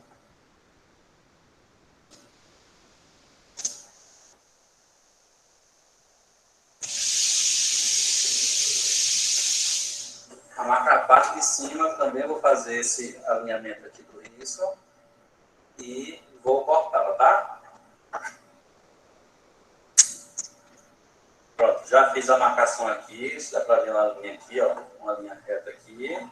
Aí agora eu vou cortar, essa aqui é a parte de cima do teto, tá? Eu vou fazer esse corte daqui para aqui e cortando essa outra parte aqui.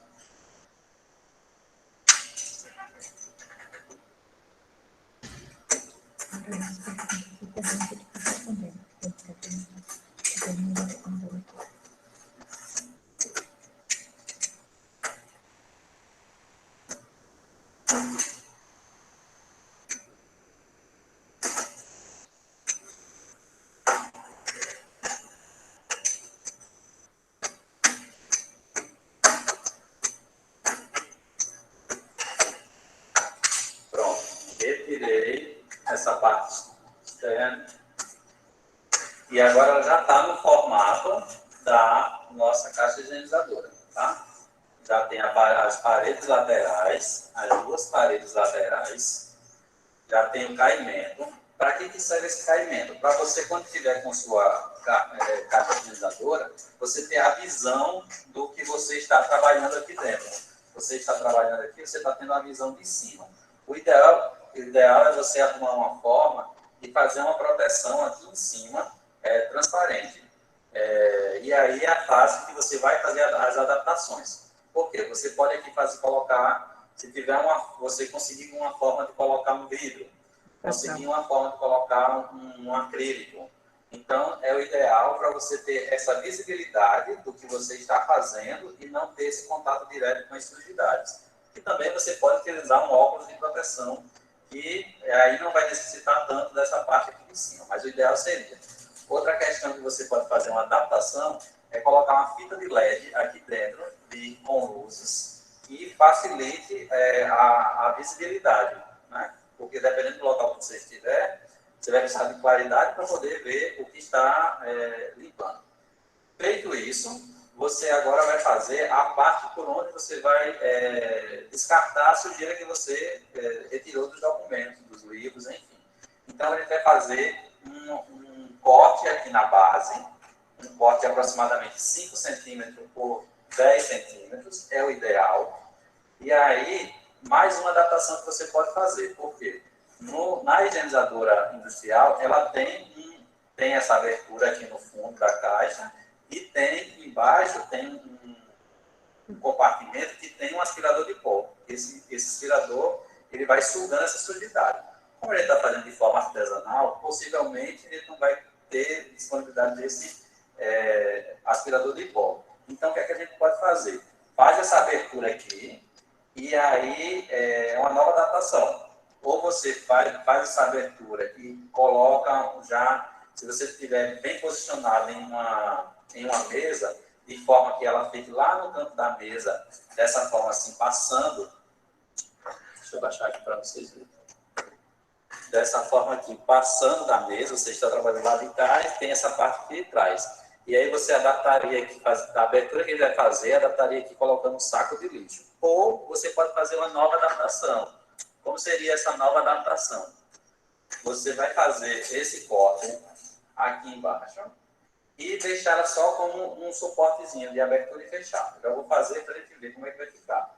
Por quê? Você vai higienizando os seus documentos. Quando você finalizar de higienizar os documentos, você vem com a sua trinchazinha, o seu pincel e joga por aqui onde você vai escoar dentro de um lixo, dentro de um saco, né? Vou fazer a marcação para vocês verem como é que eu estou pensando. Então, aqui estou aproximado para vocês, eu fiz a minha marcação a lápis, ali onde eu vou fazer aquele corte. Já mostro para vocês como é que eu estou pensando nesse corte. Já aqui no fundo, se não dá para ver com a claridade, lá no corte eu fiz essa abertura. Ele vai ficar assim. Ela é assim, ó, tá vendo? E aí eu fiz só o corte, e eu vou deixar fechadinho. Enquanto eu estiver trabalhando, essa aqui é a parte de baixo, tá? Enquanto eu estiver trabalhando, ele está acumulando a sujeira aqui atrás da caixa. Quando eu finalizar de trabalhar, eu abro essa portinha e escoo o lixo por aqui, a sujidade por aqui. E aí você vai em um cesto de lixo lá, encaixa direitinho e já espana esse lixo para dentro do cesto de lixo. E aí vai ficar essa abertura aqui, tá? Na base. Bom, praticamente a caixa já está pronta, a nossa mesa higienizadora. O que é que você pode fazer agora aqui? Os acabamentos. Você pode reforçar. O ideal é que seja um papelão bem grosso para ficar firme. E também você pode reforçar. Refaz essas paredes aqui em placas separadas, cola para dar uma reforçada. Você pode cobrir essa caixa aí, e aí vai dar criatividade com um papel mais liso, com tecido. E aí você pode cobrir essa caixa de forma que ela fique esteticamente mais bonita, né? E pronto, é uma forma de você ter aí seu material para trabalho, e aí quando você for utilizar a sua caixa, você precisa de uma caixa larga, como eu falei inicialmente, porque aí você precisa desse espaço. Quando você for trabalhar aqui, ó, você tem que ser uma caixa com uns 70 centímetros, de 60 a 70, é um espaço ideal, dá para você abrir aqui um documento. Essa minha caixa era pequena, para ler, tá vendo? Como eu não consegui, a ideal. E aqui você vai trabalhando, ó, sempre fazer a limpeza de dentro para fora, jogando para o final da caixa, folha por folha, no caso de livros, de documentos também, você vai explanando aqui para o final da caixa, tá bom? E aí está pronta a sua mesa higienizadora. Só repetindo, você pode aqui adaptar, colocar uma tampa de acrílico aqui em cima, ver qual a melhor forma que essa tampa vai se encaixar aqui. Pode reforçar a caixa com outros papelões, para que ela fique mais resistente. Pode cobrir, pode colocar uma fita de LED aqui dentro para ficar mais claro no momento que você estiver trabalhando. E é isso aí. Espero ter contribuído com a oficina de vocês. E um abraço à professora Meriane, obrigado pelas oportunidades. Um abraço a Adelaide e tchau, tchau, pessoal.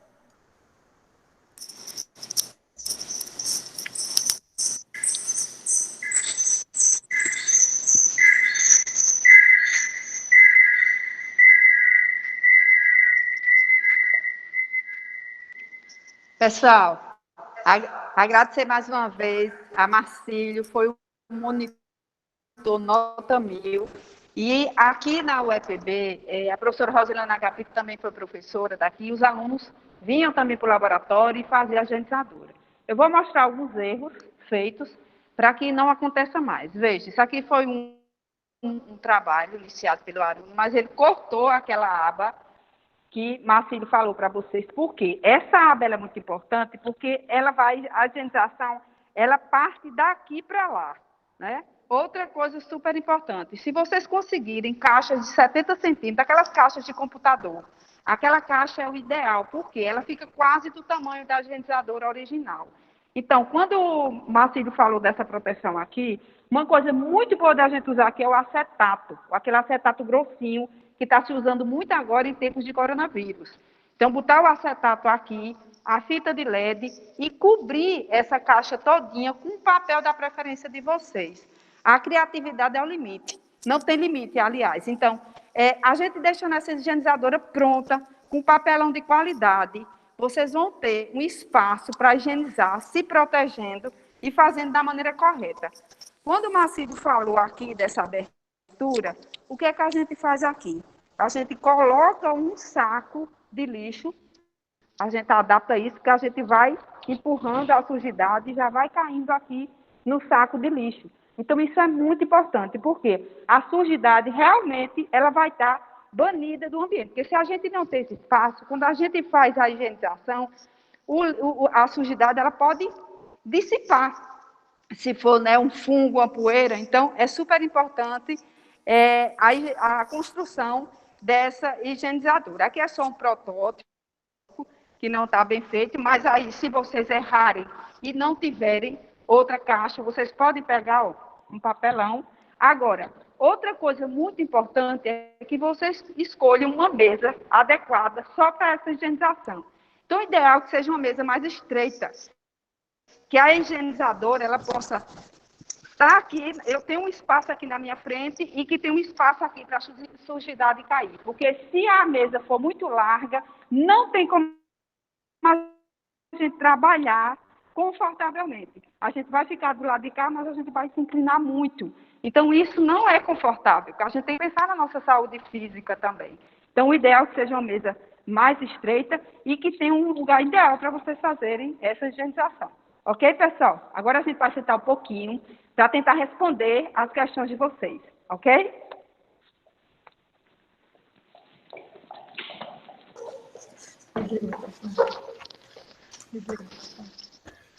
Então, gente, vamos lá agora para as perguntas aqui. Eu fui escolhendo enquanto a gente ia assistindo o vídeo.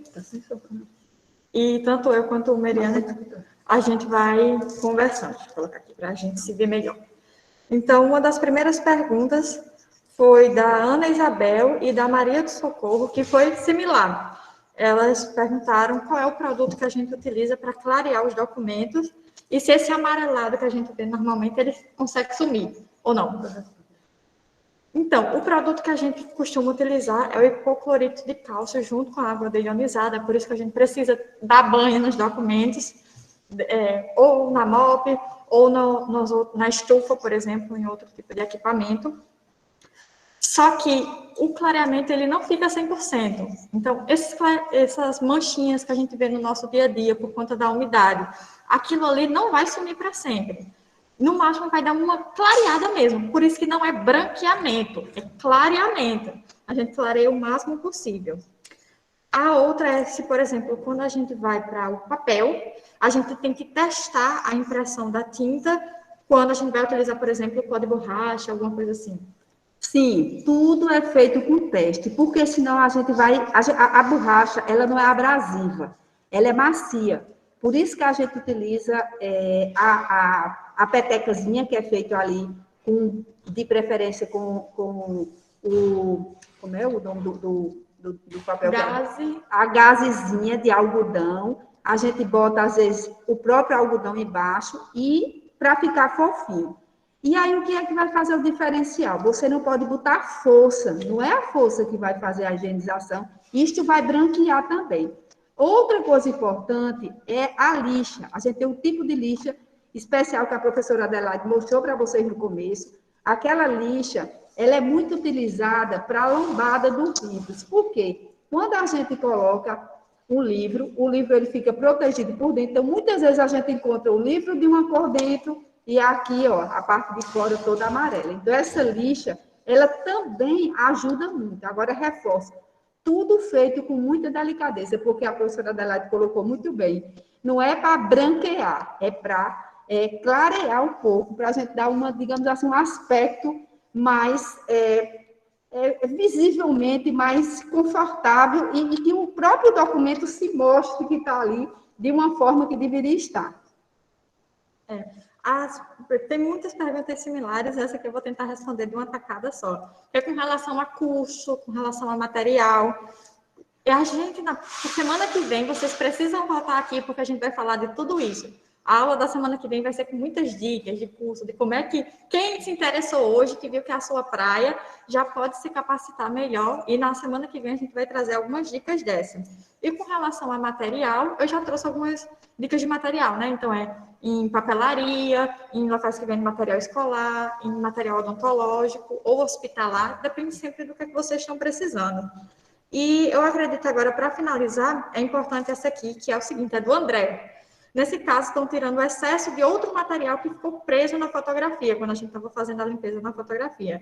Sendo assim, o que pode ser feito quando se retirar ou descolar a fotografia de um álbum e a gente acaba retirando o papel, a própria imagem, o que é que acontece? Como é que faz? Pois é, André, aí a gente já vai falar de restauração, porque eu acho que você está falando da parte que fica da própria imagem, né, que a gente chama da gelatina, com o documento. Então, ali a gente vai fazer uma velatura entre essa imagem, tentar fazer um testezinho, tudo é feito com teste. Com a própria metil. A gente vai pegar a metil bem delicadamente e vai testar essa colagem para ver se não vai manchar a imagem que está na fotografia. Entendeu, André? Então, é tudo no teste. A gente nunca vai fazer essa colagem de uma forma inteira, digamos assim. Por isso, a importância de quando você vai descolar, fazer esse procedimento agora. Botar sempre a metil quentinha e descolando devagarzinho. Bota a metil quentinha, vai descolando. Porque assim, você não vai deixar a fotografia com resíduo, nem vai tirar o resíduo, digamos assim, da fotografia. E outra coisa, se a imagem ficou danificada, vai permanecer danificada, porque imagem, letra, figura, qualquer coisa que é danificada é a própria informação. A gente, quando é restaurador, entende tudo como informação. Aquelas estátuas, elas eram informação porque a cor dela era para ser natural daquele jeito. A partir do momento que pintou, já não ficou a original. Então, quando perde a informação, perdeu. Às vezes acontece, o pessoal faz assim, eu vou fazer uma restauração na sua fotografia, aí pega tinta normal e pinta por cima, acontece mais ou menos aquilo que a professora Adelaide mostrou para vocês. Então, tem que ter muito cuidado, gente, não é intervenção. A intervenção ela tem que ser o mínimo possível, o mínimo. O documento ele tem que ser original, a gente vai salvar muitas vezes o suporte, mas a informação a gente pode inventar, você não pode criar. Ali, eu acho que aqui era mais, ou era melhor que fosse papel, não pode, né? Então, a gente tem que ser ético, a gente trabalha muito. Essa parte de restauração tem tudo a ver com a ética do profissional. Então, isso aqui que a gente está passando para vocês é o mínimo diante do universo gigantesco de um restaurador. Então, é um curso específico para restaurador mesmo. Restaurador de fotografia é um, restaurador de imagem é outra, restaurador de documento, porque eu acredito sempre na especialização. Quanto mais você se especializa, melhor você fica na área. Mais alguma coisa? Isso é verdade. Não, as perguntas aqui acabaram, então, são coisas que a gente já explicou ao longo do processo, e a gente agradece. Estamos vendo os comentários, cada comentário lindo, maravilhoso. A gente agradece muito a participação de todo mundo que esteve aqui, que comentou, que conversou com a gente, e a gente aguarda vocês na semana que vem, nesse mesmo bate-horário, nesse mesmo bate-local, para a gente continuar essa nossa discussão. Pessoal, eu queria dizer para vocês que a gente queria muito estar com uma turma aqui, presencialmente. Não poderia jamais ser uma turma enorme como a gente está aqui, né? O remoto, ele possibilita isso, a quantidade de pessoas. Mas para a gente vir para o laboratório, ele tem que ter, no máximo, 15 pessoas. Quando a gente vem, por quê? Porque quando a gente vem para o laboratório, a gente vem para que a pessoa que se interessa pela aula meta a mãozinha na massa, que vai aprender. Então, cada vez mais a gente vai se aperfeiçoando. A gente comete um errozinho, mas que seja um erro pequeno e não danifique o documento. Por isso a importância desse teste. Então, me solidarizo aqui com as palavras da professora Adelaide, agradeço demais a paciência. Peço desculpa pela correria, mas a gente, com 2 horas, a gente cansa e cansa vocês também. Então, venham sexta-feira participar, porque sexta-feira tem muita dica, tem mais práticas diferenciadas. Então, a gente está aqui novamente, como disse a professora dela, no mesmo bate-canal, na mesma bate-hora. Então, tudo de bom para vocês. Vancardi, obrigada. Rafael, que está aqui por trás, o arquivista. Rafael, vem cá aparecer. Agradecer aqui a Rafael, que está aqui nos bastidores, arquivista aqui da UEPB, dando o maior suporte a gente. Professora Eliette, que está sempre aí por trás, dando apoio. Rita. Então, uma equipe aí, eu estou até sempre cometendo gafe, né? Toda a parte da Associação de Arquivistas da Paraíba, o César, o curso de arquivologia, quem está promovendo isso. Então, nossa gratidão pela oportunidade, e a gente espera de coração que a gente tenha contribuído um pouquinho para o aprendizado contínuo de vocês. Um beijo no coração de cada um, se cuidem. Vamos se vacinar para poder ter uma oficina presencial. Primeira e segunda dose. Queria agradecer, né, Meriane, Adelaide, muito prazer, Adelaide, não conhecia ainda, arrasaram, assim, show, muito legal, e queria enfatizar também, né, que o projeto Sempre às Sextas, é uma parceria da UEPB com a APB, Associação dos Arquivistas da Paraíba, né, e agradecer essa colaboração, esse voluntariado, né, é um grupo grande de voluntários para que esse evento ocorra, e agradecer também a presença, né, das pessoas que é a primeira vez que está ocorrendo assim, com a prática, né, transmitida ao vivo, e é a primeira vez também nesse horário da tarde. Então, até agora, as sextas-feiras têm tido oficinas de manhã e à noite. Primeira vez que tem horário da tarde. Então, se é um horário que a gente viu aí, 56 pessoas até agora, já viu que é um horário bom, né? Então, agradecer aí a Meriane pelas inovações, inovação do formato, inovação do horário, e de repente e agradecer ao Van Carder, né, que pôde também estar presente nesse horário, para que pudesse gravar e abrir a sala. Queria ainda, em nome da APB, divulgar mais uma vez a oficina Gestão de Projetos Arquivísticos. Vou passar de novo o link das inscrições. É uma oficina do outro projeto que a APB está promovendo, que é o projeto Melhores Práticas.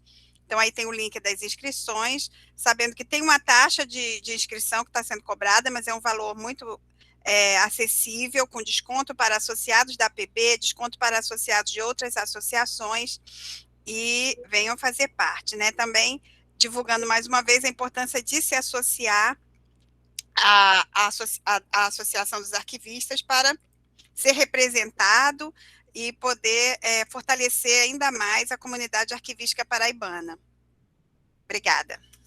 Bem, então, sessão de agradecimentos, agradecer novamente a professora Meriane, a professora Adelaide, essa maravilhosa oficina, sem dúvida, assim, tivemos uma tarde maravilhosa, tá? Então, mais uma vez suscita, né, a linha dessa série de oficinas, né, a noção de prática, né, profundamente envolvida com a noção de teoria, né, tudo isso compondo esse universo de atividade, de inserção do arquivista, né, nas mais diversas campos de atuação, né, da área.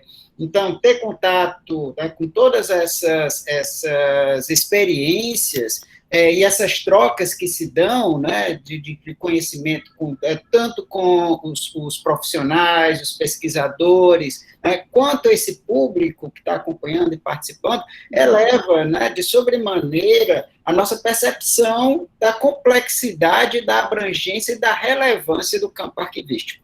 Então, assim, como sociólogo, tá, eu sou aqui o mais fora da caixa, né, eu vejo uma continuidade que eu estou associando com a ideia de praxis mesmo, que é essa complexidade em ato, né, do fazer arquivístico se materializando aqui a cada dia na nossa frente, em cada uma dessas palestras.